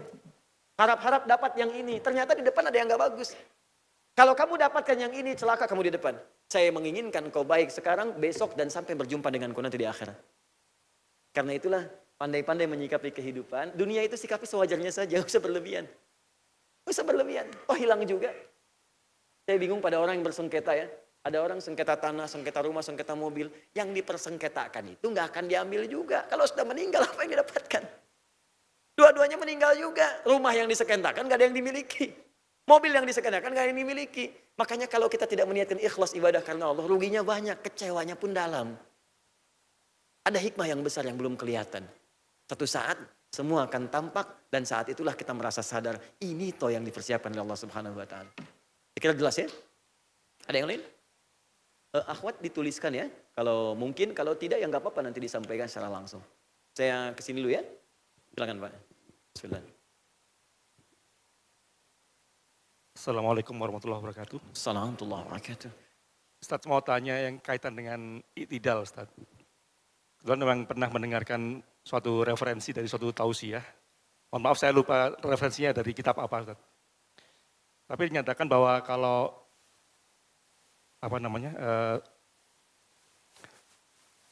tata cara dalam sholat, sunnahnya kan rukun sholat kan ada meniat, kemudian berdiri, tabatul ikram, kemudian al-fatihah dan seterusnya dengan posisi tangan bersedekap. Ya. Jadi oleh referensi itu dikatakan bahwa sesungguhnya yang dinyatakan berdiri dalam sholat itu adalah tangan bersedekap. Sehingga setelah ruku, i'tidal itu pun harusnya juga tangan kembali bersedekap gitu. Ya. Nah ini yang ingin kami tanyakan, kira-kira apakah memang demikian di saat i'tidal tangan bersedekap kembali atau sebenarnya lepas, bebas saja. Makasih Ustaz. Jazakallah khair, semoga Allah muliakan antum. Dan mungkin ini mewakili sebagian dari pertanyaan teman-teman. Secara singkat, teman-teman sekalian, Ustaz, saat kami beri'tidal sami Allahu liman hamidah, tangan mengangkat, apakah kemudian disimpan di dada kembali, seperti takbiratul ihram, ataukah irsal? Irsal itu diletakkan ke bawah begini. Ya, sami Allahu liman hamidah, ada yang kesini tangannya. Baik, Rabbana wa lakal hamd. Sami Allahu liman hamidah, ada yang kesini. Pangkal persoalannya, betul seperti apa yang Bapak sampaikan tadi, di hadis riwayat An-Nasai, nomor hadis 888 sampai 889. Ada hadis yang umum sifatnya. Karena Rasulullah sallallahu alaihi wasallam, idza kana qa'iman fis shalah, adalah Rasulullah sallallahu alaihi wasallam jika berdiri dalam salatnya, fa wada'a yadahu al-yumna 'alal yusra, maka beliau meletakkan yang telapak kanan di kirinya, diletakkan kemudian di dadanya, ala sadrihi. Idza kana qa'iman fis shalah, jika beliau berdiri dalam salatnya. Nah, ditafsirkanlah pada bagian yang pertama, golongan pertama, berdiri itu kan berarti umum, semua berdiri. Takbiratul ihram, berdiri. Allahu Akbar. Sampai iftitah atau istiftah, al-fatihah, sampai rukuk. Nah, i'tidal kan berdiri juga. Sami Allahu liman hamidah. Maka golongan pertama memaknai kalimat Nabi ini umum untuk semua berdiri termasuk i'tidal. Begitu sami Allahu liman hamidah, tangan dikembalikan ke sini. Bagaimana posisinya? Fokus. Posisinya adalah telapak yang kanan, ada 3. Ditempelkan di punggung yang kiri, di bagian pertama. Tahan. Yang kedua, bisa pergelangan bertemu dengan pergelangan di sini. Ya. Bisa begini, bisa pergelangan bertemu dengan pergelangan. Tapi maaf ya, langsung tidak diukur dulu. Allah. Oke, langsung ya. Jadi telapak bertemu punggung atau pergelangan bertemu pergelangan. Atau lihat baik-baik, fokus. Sa'id ala sa'dain. Mendekat ke sini, dekat ke siku. Bukan di siku tapi di sini. Ya, setelah pergelangan boleh lebih sedikit. Jadi boleh di sini, boleh di sini, boleh ke sini. Yang tidak boleh ke siku di sini, birfak. Jangan kalian bertakbir meletakkan tangan seperti orang sombong. Jadi dipersepsikan orang sombong begini. Ya, lihat proyek ini kan. Nah, jadi ruku dalam i'tidal, dalam kemudian takbir itu cukup sampai di sini. Ya, hati-hati ya. Jadi cukup di sini atau di sini. Sekalipun sholatnya di puncak tetap di sini, tidak sampai ke sini. Ya. Baik, fokus. Ini pemahaman yang pertama. Yang kedua, diteruskan lagi hadisnya, dirinci lagi. Apa rincian hadisnya? Dikembalikan lagi baik di An-Nasai ataupun di hadis riwayat Al-Bukhari tadi. Nomor hadis 757.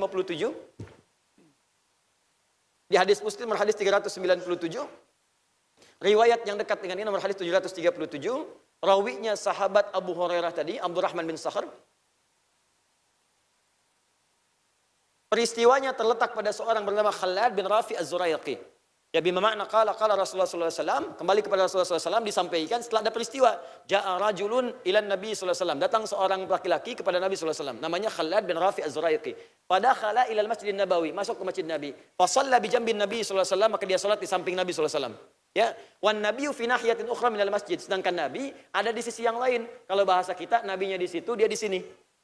Setelah sholat, salam, falamma sallama yaminan wa syamala, ketika salam ke kanan dan ke kiri, thumma atan nabiyya sallallahu alaihi wasallam. Dia mendatangi Nabi sallallahu alaihi wasallam.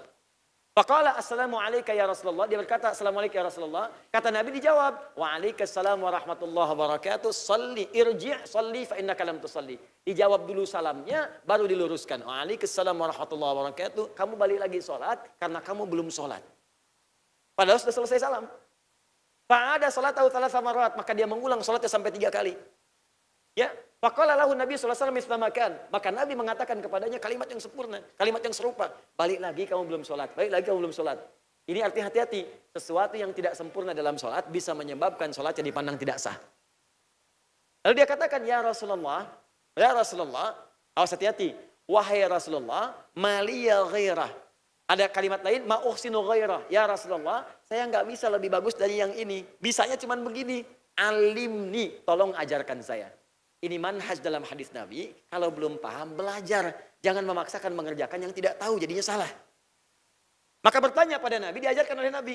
Yang paling menarik, apa yang diajarkan oleh Nabi? Perhatikan. Idza qumta ilas shalah. Kalau pengen sholatmu sempurna, asbigul wudu. Diajarkan dari wudu dulu.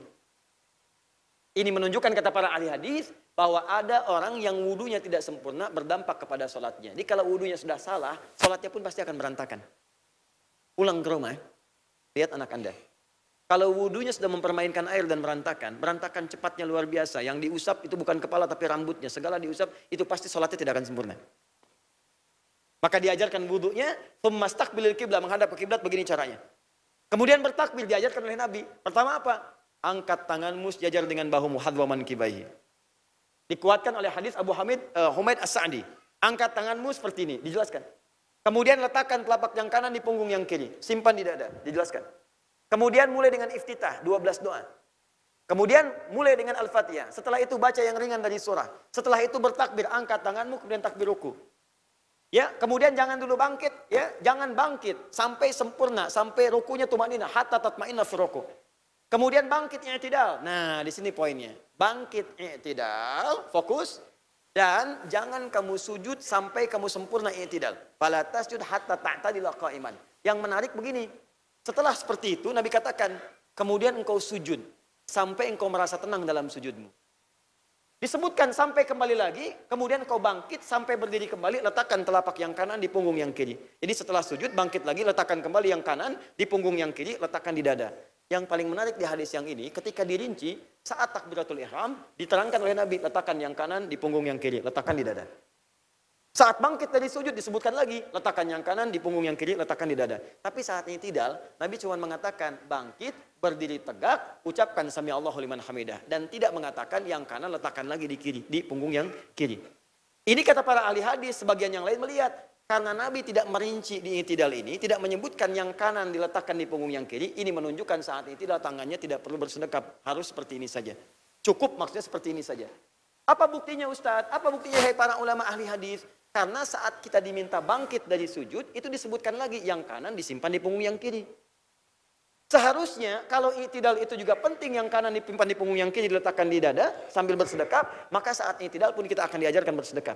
Karena takbiratul ihram diajarkan bersedekap, bangkit dari sujud diajarkan bersedekap, sementara saat i'tidal tidak disebutkan bersedekap. Kalau bersedekap itu sangat penting dan tidak boleh ditinggalkan, tentulah saat i'tidal kita akan diajarkan bersedekap. Karena bersedekap dan i'tidal terletak di antara sujud dan saat berdiri takbiratul ihram. Maka yang kedua mengatakan, maka lakukanlah dengan mursal, tidak perlu telapak tangannya disimpan di dada. Ustadz, di antara dua ini mana yang benar? Ternyata yang benar yang dua-duanya. Gitu. Kenapa? Yang begini ada hadisnya karena pemahaman yang tadi. Yang begini pun ada hadisnya karena pemahaman yang tadi. Ternyata dua-duanya dari hadis yang sama. Karena dari sahabat itu tidak menjelaskan kepada kita secara jelas. Yang disampaikan cuma kalimatnya saja dari Nabi. Mereka tidak menunjukkan Nabi ini saat i'tidal tangannya begini, tidak. Yang disebutkan kalimat umum saja. Nabi berdiri, kalau sedang berdiri semua tangannya itu di dada. Yang satu mengatakan rinciannya saat i'tidal Nabi tidak mengajarkan begini. Saat sujud saja bangkit lagi baru begini. Maka berbeda pendapat ulama, tapi berbeda dalam mengacu pada hadis yang sama. Sepanjang mengacu pada dalil yang sama, dengan contoh yang ada, maka ulama sepakat semuanya itu boleh dilakukan. Ada 4 jenis yang boleh. Lihat, 1, dalil ada, contoh jelas. Ya, seperti takbir, jelas. Dalilnya ada, contohnya jelas. Makanya dalam takbir tidak boleh kita macam-macam. Hati-hati, fokus hati-hati. Misal, dalilnya ada, takbir begini. Contohnya ada, begitu takbir angkat langsung simpan di tangan yang kanan, di punggung yang kiri.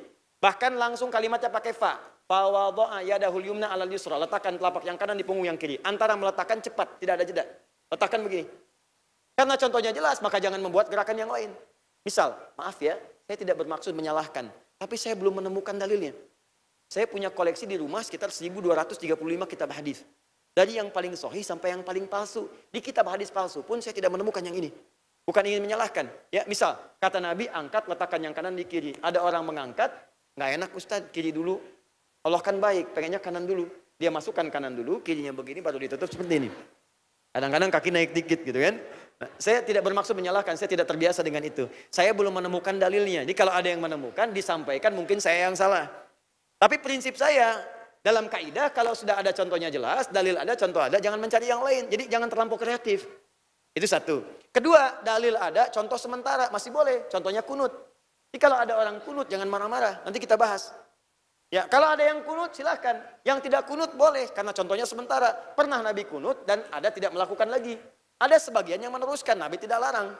Jadi kalau ada orang kemudian pengen kunut, silahkan. Yang tidak kunut, silahkan. Yang salah yang tidak sholat subuh. Dan kalau Anda kunut, bermakmum pada yang tidak kunut, awas, imam tidak kunut, makmum kunut, maka ikuti imam. Jangan kunut sendirian. Atau imamnya salam, dia sujud sahwi misalnya, itu nggak boleh. Kalau imamnya kunut, makmum biasa tidak kunut, imam kunut, maka kata Syekh Ibnu Utsaimin, Syekh Shalih bin Utsaimin, ikuti kunutnya, aminkan. Padahal Syekh Utsaimin ini nggak kunut, tapi ketika bermakmum di belakang orang kunut, kata beliau, kunut, aminkan. Walaupun nggak angkat tangan, Allahumma hadina fiman hadait, amin. Awas, jangan punya pendapat sendiri, Allahumma hadina fiman hadait, bid'ah, itu nggak boleh. Ya. 3, dalil ada, contoh nggak ada, itu banyak. Dalil ada, contoh nggak ada, makan bob misalnya. Ada dalilnya, contoh nggak ada dari Nabi. Yang paling dahsyat, dalilnya samar, contoh nggak ada, zakat dengan menggunakan beras. Nabi zakat pakai gandum, pakai kurma. Ya, tiba-tiba kemudian Muawiyah mengatakan Nabi Sofyan ketika di Damaskus, yang dimaksud gandum dan kurma itu irtun, makanan pokok. Kalau ada makanan pokoknya, boleh berzakat dengan itu. Ya, kita zakat pakai apa?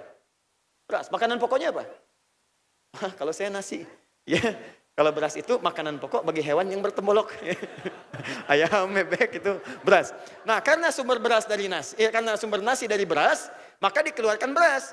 Tapi apakah ada hadis mengatakan zakat pakai beras? Silahkan cari sampai kiamat kurang 2 hari, nggak akan ada. Yang ada pakai gandum, pakai kurma. Tapi karena makanan pokoknya itu bersumber dari itu, boleh dikeluarkan. Sepanjang 4 ini ada dalil, ada contoh. Dalil, contoh sementara. Dalil, contoh tidak ada. Dalil samar, contoh tidak ada. Boleh dikerjakan. Yang tidak boleh, tidak ada dalil sama sekali. Yang tadi, yang sedekap, yang kemudian irsal, ada dalilnya, ada contohnya, semuanya jelas. Di dua-duanya boleh. Ya, Nanti kasus seperti ini ada lagi satu lagi saat akan sujud. Apakah pakai lutut dulu? Apakah pakai telapak tangan dulu?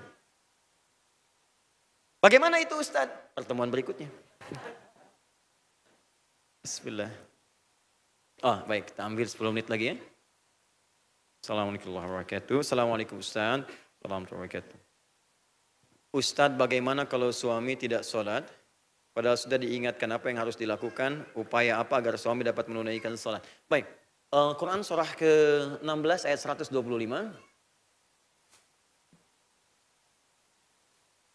Quran surah ke-16, An-Nahl ayat 125. Paling kanan, paling bawah. Ud'u ila sabili rabbika bil hikmah wal mau'izatil hasanah wajadilhum billati hiya ahsan. Pertama kata Allah, kalau ada orang-orang yang belum berjalan di jalan Tuhanmu. Maksudnya apa? Belum mengikuti ketentuan Allah. Dia muslim tapi belum mau sholat, kan? Dia muslim gak mau zakat. Ya, dia muslim masih bermaksiat. Terus kita ingin ajak dia berubah. Bagaimana cara mengajaknya? Pertama kata Allah, ajak ia dengan hikmah dulu. Apa itu hikmah? Al-isabatu fil qaul wal fi'l wa wad'u kulli syai'in fi makani. Berkata dengan bijak yang lembut, selaras dengan perbuatan, dan menempatkan sesuatu sesuai dengan konteksnya. Bicara pada anak kecil beda dengan pada orang biasa. Bicara istri pada suami beda dengan bicara kepada anak. Maka hal pertama yang harus dilakukan kata Al-Quran, maka pertama tempuhlah dengan jalan hikmah. Apa turunannya? Di antara turunan hikmah itu pertama doa. Pertama doa.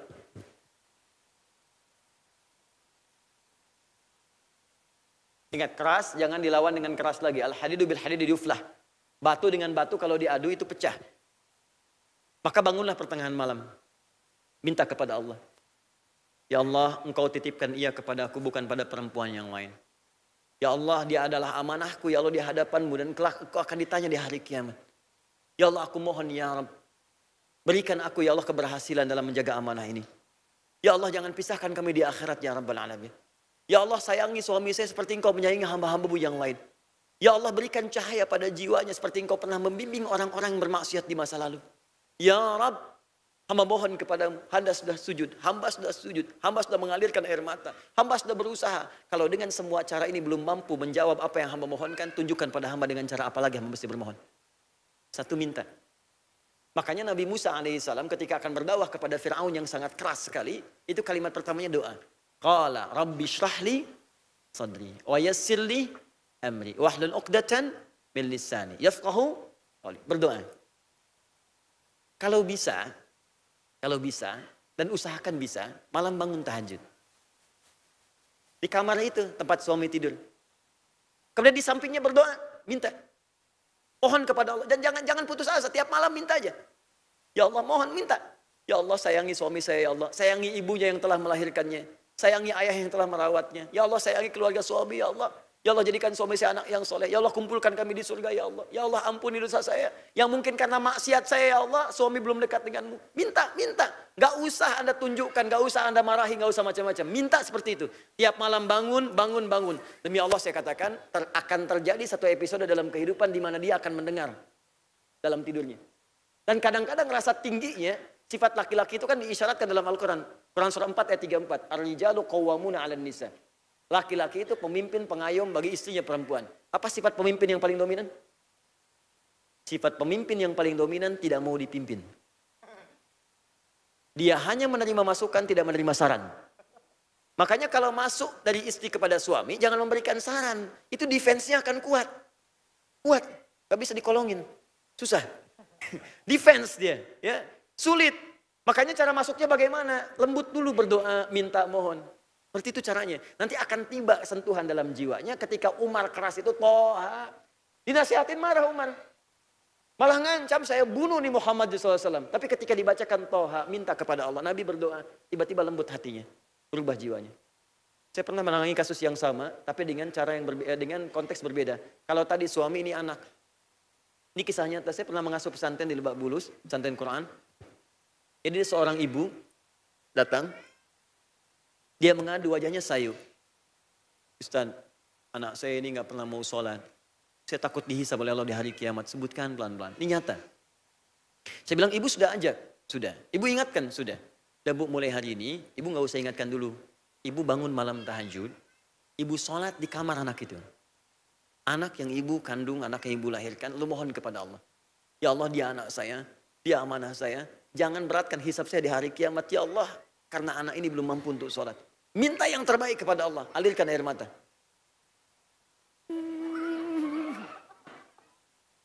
Gak apa, itu dunianya, gak apa. Yang paling kaget kalau ibunya begitu ke sini. Gak apa-apa, anak gak ada masalah. Anak saya pun kalau datang akan begitu, gak ada masalah. Teman-teman, apa yang terjadi dengan ibu tadi? Saya bilang, bu, ibu kerjakan dulu itu, nanti setelah 3 hari ibu datang lagi ke sini. Teman-teman tahu apa yang terjadi? 3 hari kemudian, ibu itu datang, di kejauhan hari wajahnya berbinar, bawa nasi uduk, teriak, Ustaz. Masya Allah, kenapa sih bilang ini? Begitu keluar, ibunya datang, Ustaz, alhamdulillah anak saya sudah sholat. Ini nasi uduk. Duduk kita. Benar bu? Iya. Gimana bisa terjadi? Ustaz, jadi tiap malam saya bangun, terus saya berdoa setelah tahajud di samping dia. Malam yang ketiga, tiba-tiba dia bangkit dari tidurnya saat saya menangis. Dia bangkit, dia langsung peluk saya. Dia katakan, mama maafkan saya mama, saya bersalah. Saya itu bukan gak mau sholat, tapi selama ini bukankah papa sibuk gak pernah ngajarin saya sholat. Mama juga begitu, baru kali ini saja mama berubah kemudian seperti ini. Saya berjanji mulai hari ini saya akan belajar sholat. Anda tahu apa yang terjadi? Setelah saat itu, saya utus satu santri untuk mengajari anak itu sholat. Bukan cuma mengajarinya sholat, tapi anak itu bahkan mau belajar untuk menghafal Al-Quran. Saya tinggalkan pesantren, itu anak itu sudah sampai 2 juz. Mungkin sekarang sudah setengah atau selesai Al-Qurannya. Dari yang tidak pernah sholat menjadi ahli Al-Quran. Ibu tidak pernah tahu di bagian apa kemudian suami itu tiba-tiba berubah dan langsung mendekat kepada Allah Subhanahu wa taala. Yang penting husnudzan. Bukankah Asiyah suaminya Firaun tapi tidak pernah putus asa untuk mengingatkannya? Suami ibu jauh daripada itu. Untuk lebih mudah bagi Allah menanamkan pada jiwanya insyaallah. Bismillah. Semoga Allah muliakan seluruhnya insyaallah. Kami turut mendoakan insyaallah. Bagaimana kita sebagai wanita, mungkin Anda yang wanita, saya bukan. Bagaimana sebagai wanita jika ingin membasuh rambut kepala ketika berwudu tetapi tempat wudunya terbuka, apakah tetap sah jika hanya membasuh ujung rambut tanpa membuka kerudung? Quran surah ke-5 ayat yang ke-6, posisi paling kiri sebelah atas di mushaf. Quran surah ke-5 Al-Maidah ayat yang ke-6. Ya ayyuhalladzina amanu idza qumtum ila shalah faghsilu wujuhakum wa aydiyakum ilal marafiq wamsahu biru'usikum wa arjulakum ilal ka'bain. Hai orang-orang beriman, jika engkau ingin menunaikan sholat dengan sempurna, maka wudu dulu. Bagaimana caranya? Fokuskan pada yang 4. Di rukun wudu yang paling pokok 4. Awas hati-hati, jangan sempurnakan sunnahnya, rukunnya tertinggal. Kalau airnya kadarnya tidak cukup, hanya segini misalnya, tidak cukup keseluruhannya, sampai dengan ke telinga, ya, sampai dengan ke telinga, sampai dengan ke istinsyak, maka cukupkan 4 saja. 1, wajah. Kedua, tangan sampai siku. Ketiga, basuh kepala, usap. Yang keempat, kemudian kaki. Kalau cukup untuk semuanya, silakan sempurnakan. Kumur-kumur, istinsyak, serap ke hidung, keluarkan lagi. Sampai kemudian ke telinga, silakan. Tapi kalau nggak cukup, 4. Di antara yang 4 ini adalah mengusap kepala, bukan rambut, ingat. Bukan rambut, tapi kepala. Wamsahu biru'usikum, ru'us jama ra'sun, kepala. Di situ letak keadilan Allah. Letak keadilan Allah. Setiap orang yang, hidup pasti punya kepala. Tapi tidak setiap yang punya kepala ada rambutnya. Bayangkan kalau wudunya mengatakan basuh rambut, bagaimana yang nggak punya rambut? Maka keadilan Allah mengatakan yang diusap itu kepalanya bukan rambutnya. Dan kalimatnya bukan membasuh tapi mengusap. Ingat, gosala dengan masaha beda. Gosala itu, izin satu orang agak cepat. Siapa aja, boleh. Mas, ini misalnya kerannya, izin. Lihat sini. Atau nggak usah ini saja kerannya. Ya. Tadi kerannya menyesuaikan dengan ini ya, agak tinggi dikit. Lihat sini teman-teman, fokus. Ini misalnya keran nih. Ghasala faghsilu wujuhakum, untuk urusan wajah, itu kalimatnya begini. Ambil airnya, ghasala, basuh, ambil airnya langsung tumpahkan di tempat wudu. Seperti pernah saya contohkan dulu. Di airnya diambil, tumpahkan di tempat wudu. Tapi kalau masaha, ambil airnya, tumpahkan dulu begini, baru diusapkan di tempat wudu. Untuk bagian kepala, ingat bagian kepala, Kalimat Al-Qur'annya menggunakan masaha, usap, bukan basuh. Jadi kalau kalimatnya menggunakan basuh artinya ambil airnya tumpahkan di kepala. Tapi karena masaha, tumpahkan airnya, usap kepalanya. Dalam mengusap kepala ini ada yang sangat indah sekali. Hanya di ayat ini, izin, selesai mas. Hanya di ayat ini, ayat tentang wudhu yang bagian kepala itu menggunakan ba. Yang lain nggak pakai. Faghsilu wujuhakum, baknya tidak ada. Wa aydiyakum, baknya tidak ada. Wa arjulakum ilal ka'bain, baknya tidak ada. Ketika mengusap kepala ada baknya. Bi ru'usikum. Apa fungsi bak dalam bahasa Arab? Itu ada 14. Temukan di kitab namanya Bughnil Labib Am Ketubil Ma'arib halaman 29 sampai 59. Ada 14 fungsi. Ada ghayah, ada ilsaq lil musahabah, ada ba'dun, ada istighraq, ada tab'un min ba'dun min duni tahdid, ada tab'id min ma'at tahdid. Nah, dari 14 fungsi ini untuk ayat wudu ada 3 fungsi yang utama. Pertama adalah istighraq. Istighraq itu keseluruhannya. Jadi kalau Anda tidak ada masalah di tempat yang tertutup, atau ikhwan misalnya tidak ada luka, tidak ada apa-apa, maka yang paling utama ambil air, tumpahkan, usap dari depan sampai belakang. Balikan. Tapi kalau ada persoalan, misal kayak tadi akhwat saya di tempat terbuka misalnya sulit kemudian melepas hijabnya, maka gunakan 2 prinsip. Pertama, at-tab'id min duni tahdid. Boleh mengusap tab'id sebagian, termasuk bagian kepala. Mana saja. Tanpa batasan, mau bagian depan, samping kanan, kiri, bagian belakang. Yang penting namanya kepala itu terbasuh, sah hukumnya. Sah, ingat ya, ulama sepakat. Nabi menyampaikan ayatnya, sahabat menerima, ulama sepakat, itu boleh. Di Anda yang bukan Nabi, bukan ulama, bukan sahabat, gak usah berbeda pendapat. Ya, di sini tidak ada perbedaan pendapat. Ingat, tidak ada perbedaan pendapat. Jadi kalau Anda berbeda pendapat, Anda aneh sendiri. Ya, nah kemudian silahkan bebas. Misal akhwat, saya pengen dari depan begini, boleh, silahkan. Ya, buang airnya, kemudian kenakan. Usapkan ke kepala. Tapi Ustadz nggak biasa karena nggak pernah dibiasakan. Sesuatu yang nggak dibiasakan jadi nggak nyaman rasanya. Silakan praktekkan, nggak ada masalah. Ikhwan, saya sakit di sini Ustadz, berarti nggak usah usap kepala. Tidak, yang ini kan nggak apa-apa. Usap yang ini. Awas. Jadi bukan rambutnya, kepalanya. Salah kalau Anda berwudu kemudian pecinya begini, rambutnya cuma begini-begini aja. Kepalanya. Yang terakhir at-tab'id ma'at tahdid. Sebagian tapi ada batasnya. Apa itu? Batas depan sampai ubun-ubun di sini. Ya, jadi yang di sini yang diutamakan. Ini boleh, tapi ini yang paling utama.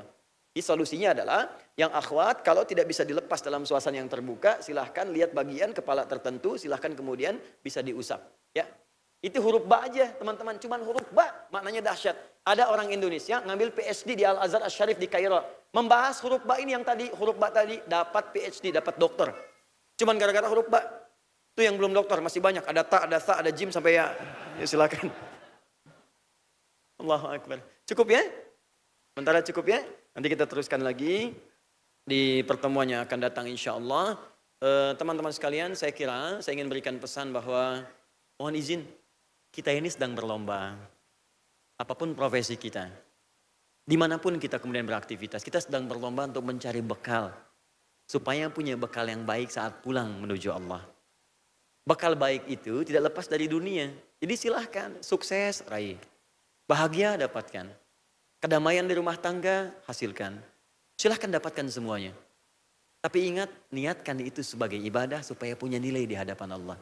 Yang paling dikhawatirkan ketika Anda berlomba dalam urusan dunia dan Anda lupa Anda akan pulang. Ketika itulah saat tiba waktunya wafat, banyak orang kemudian terkaget-kaget sampai tidak siap untuk pulang. Saya selalu katakan mudik itu akan berani dikerjakan ketika punya bekalnya. Perhatikanlah saat Ramadan ketika Allah miniasikan hari kiamat dalam bentuk mudik saat di penghujung Ramadan itu. Orang yang pulang adalah orang yang merasakan punya bekal untuk dibawa pulang. Sampai saking banyaknya bekalnya dia telepon kepada keluarga di rumahnya. Aku akan pulang. Rumahnya kemudian dicet, dihadirkan makanan-makanan. Bahkan yang tidak ada disuguhkan. Yang unik banyak terjadi. Kalengnya rangginang, kalengnya tongguan isinya rangginang. Bisa ada saja. Macam-macam, semua menu ada. Kenapa? Karena dia punya bekal pulang. Saya tanya satu orang, kenapa Anda tidak mudik? Dia katakan, Ustaz, saya nggak punya bekal. Dalam urusan dunia pun ada orang tidak berani mudik karena tidak ada bekal. Maka siapa Anda merasa tidak punya bekal dan berani pulang menghadap Allah Subhanahu wa taala? Bertakwalah kepada Allah. Semoga Allah muliakan kita semua. Kita berdoa dengan khusyuk sebelum kita menunaikan salat zuhur dan semoga doa kita dikabulkan oleh Allah Subhanahu wa taala insyaallah. اللهم تقبل منا إنك أنت السميع العليم وتب علينا إنك أنت التواب الرحيم اللهم ربنا لا تدع لنا في مقامنا هذا وفي كل مقام ذنبا إلا غفرته. Duhai Allah, kami bermohon kepadamu, jika memang ada satu di antara kami hambamu yang masih berlumur dosa, jangan biarkan ia meninggalkan tempat ini kecuali engkau telah ampuni segala dosa-dosanya. Allahumma wala hamman illa farajtah. Duhai Allah, jika memang ada hambamu di tempat ini yang memendam kegelisahan dalam jiwanya, jangan biarkan ia meninggalkan tempat ini kecuali engkau telah tenangkan keadaan hatinya. Allahumma wala asiran illa yassartah. Duhai Allah, jika ada di antara kami yang tengah engkau uji dengan kesulitan, entah itu di rumah tangganya, pekerjaannya, aktivitasnya, kehidupan sosialnya, mohon ya Allah dengan keikhlasannya dalam beramal kepadamu, angkat dan hilangkan segala kesulitan dalam hidupnya. Allahumma wala maridan illa syafaitah. Duhai Allah, jika ada di antara kami, kerabat kami, tetangga kami yang tengah engkau uji dengan penyakit seberat apapun, kami mohon ya Allah, angkat dan sembuhkan segala jenis penyakitnya. Allahumma ya arhamar rahimin taqabbal minna jami'a amalina salihah. Ya Allah, kami mohon ya Allah, kami tidak tahu di antara sekian ibadah kami berapa yang Engkau terima. Kami mohon setiap kami mengerjakan amal soleh, anugerahkan penerimaan terbaik di sisimu ya Rabbal Alamin. Alimna ma yanfa'una, wafiqna ya Allah fima ta'allamna lina'mada biha. Ya Allah, kami mohon ajarkan kami segala ilmu yang bermanfaat dan bimbing kami untuk mengamalkan apa yang telah kami pelajari. Allahumma tubna ilaika ya Rabbal Alamin. Allahumma i'tarafna bi anna dhunubana kathirah. ولكننا شهدنا بأن رحمتك واسعة فاغفر لنا وارحمنا يا رب العالمين. توفنا مسلمين بحال حسن الخاتمة. Ya Allah, kami mohon, kami mengakui dosa kami banyak, maksiat kami berlimpah, tapi juga kami merasakan dan menyaksikan rahmat-Mu luas. Rahmat-Mu luas ya Allah, kami mohon anugerahkan rahmat-Mu kepadamu ya Rabbana. Anugerahkan rahmat-Mu kepada kami ya Arhamar Rahimin. Mohon jangan Engkau wafatkan kami dalam keadaan ya Allah yang buruk. Wafatkan kami dalam keadaan husnul khatimah. Kuatkan lisan kami untuk mengucapkan kalimat La ilaha illallah Muhammad Rasulullah. Allahumma ajib kalimatana biqaulika ya ayyatuhan nafsul mutmainnah. Irji'i ila rabbika radiyatan maradiyah. Fadkhuli fi ibadi wadkhuli jannati. Ya Allah, kami mohon jika kelak kami wafat, mohon ya Allah jawab kalimat tauhid kami dengan panggilan-Mu, hei jiwa-jiwa yang tenang. Ya ayyatuhan nafsul mutmainnah. Irji'i ila rabbika radiyatan maradiyah. Ayo cepat pulang. Aku ridha dengan amalmu, engkau pun akan ridha dengan pemberianku. Wadkhuli fi ibadi wadkhuli jannati. Engkau akan aku masukkan ke dalam golongan hamba-Ku dan aku siapkan surga untukmu. Allahumma ishtaqna bi Rasulillah. Ya Allah, kami merindukan Rasulullah sallallahu alaihi wasallam. Allahumma lam na'ish ma'ahu fil hayat wa lam narahu fil manam. Ya Allah, kami tidak pernah hidup bersama Rasulullah. Tidak pernah menatapnya di alam mimpi. Kami rindu dengan beliau ya Allah. Allahumma alaqina bi Rasulillah fi jannatikal firdaus. Ya Allah, kami mohon jumpakan kami dengan Rasulullah. Jumpakan kami dengan Rasulullah di surga firdaus-Mu. Allahumma ma'al ladzina an'amta 'alaihim minan nabiyyin was-siddiqin wasyuhada wan nabiyyin wa hasuna ulaika rafiqa. Ya Allah, persatukan kami dengan orang-orang soleh di surga nanti, dengan para syuhada, dengan para orang-orang jujur, dengan para nabi. Dan kami mohon ya Allah, gandengkan dengan kami ayah ibu kami ya Allah. Ayah ibu kami, ummahatuna, ibu kami yang telah mengandung kami, melahirkan kami. Kami mohon ya Allah, ampuni dosanya ya Allah. Pertemukan kami di surga bersama ibunda kami. Dengan ayah kami, dengan anak-anak kami ya Allah. Kami mohon ampun ya Allah, jika memang ada kemaksiatan dikerjakan oleh anak-anak kami karena sebab kami ya Allah. Kami mohon ampun. Kami mohon ampun ya Allah, jika ada maksiat dikerjakan suami kami karena peran istri-istri ya Allah. Jika ada maksiat dikerjakan oleh istri karena peran suami. Ya Allah, lapangkan jiwa kami untuk menerima keputusan dari-Mu ya Rabbal Alamin. Jauhkan kami dari sifat kecewa ya Allah. Jauhkan kami dari sifat ketidaklapangan hati ya Allah. Berikan kemudahan pada kami untuk menerima segala qadar-Mu ya Arhamar Rahimin. Allahumma sabarkan kami dalam ujian yang berasal dari-Mu ya Allah. Angkat derajat kami dan sempurnakan ibadah kami. Allahumma rabbana atina fid dunya hasanah. في الآخرة حسنة وقنا عذاب النار لا تجعل يا الله جمعنا هذا إلا جمعا مرحوما وتفرقنا من بعده تفرقا معصوما. Ya Allah, kami mohon satukan kami ya Allah di pengajian ini, jadikan kami bersaudara ya Allah, jauhkan kami dari perpecahan ya Allah, dan kami mohon jangan pisahkan kami di surga ya Allah. Satukan kami di surga seperti Engkau satukan kami di tempat ini ya Rabbal Alamin. Jauhkan kami dari perpecahan, jauhkan kami dari perselisihan.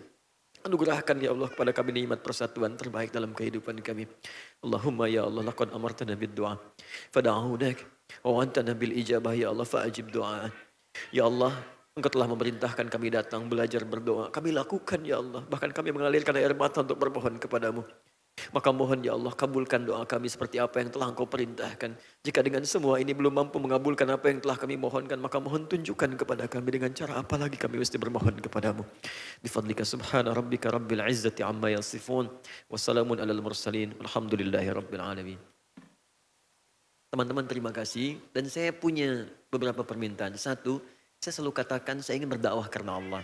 Saya tidak ingin karena yang lain. Jadi saya mau berikan peringatan pada teman-teman panitia di sini, jangan berikan saya apapun. Saya tidak ingin amplop, saya tidak ingin pula isinya, saya tidak ingin apapun. Simpan saja, berikan pada teman-teman yang lain. Untuk fakir, untuk yatim, untuk hafidh Quran, untuk teman-teman di Palestina silakan. Saya tidak mau terima apapun. Saya datang, saya ingin berhujah di hadapan Allah, saya ingin katakan ya Allah, saya telah datang, saya telah sampaikan dan saya tidak minta apapun untuk itu semua. Semuanya terserah Engkau untuk menghisap. Di permintaan saya, tolong jangan berikan apapun yang sifatnya materi yang bisa membuat keikhlasan saya menurun. Anda kalau saya mohon minta, tolong cukup doakan saja Allah ampuni dosa adik hidayat. Saya minta itu saja. Ampuni ya Allah dosa saya dengan keluarga saya nggak minta apapun. Itu satu. Yang kedua, seperti pernah saya janjikan insya Allah, saya akan coba pelan-pelan. Tolong ingatkan semua materi yang kurang-kurang, tolong diingatkan. Nanti insya Allah saya pelan-pelan akan coba tepati itu semua. Yang terakhir, kalau Anda perlu saya untuk bersinergi, katakan saya akan bantu dengan sepenuh hati. Anda punya proyek yang baik-baik, katakan. Kalau Anda butuh endorse, saya endorsekan. Anda butuh kalimat saya sampaikan. Saya hanya ingin Anda berubah jadi orang baik. Dan baik kita di hadapan Allah Subhanahu wa Ta'ala. Itu yang bisa saya lakukan. Kalau ada yang kurang, yang mungkin Anda butuhkan, sampaikan. Hingga saya bisa mengatakan dengan cara apa lagi saya mesti lakukan untuk Anda semuanya. Itu yang bisa saya katakan. Terima kasih. Jangan berpecah belah. Tetap bersaudara. Saling kemudian kita mendukung dalam kebaikan. Dan pergilah menghadap Allah dalam kemuliaan insya Allah. Subhanakallahumma bihamdika asyhadu an la ilaha illa anta astaghfiruka wa atubu ilaik. Wa akhiru da'wan alhamdulillah rabbil alamin. Wal afu minkum. Assalamualaikum warahmatullahi wabarakatuh.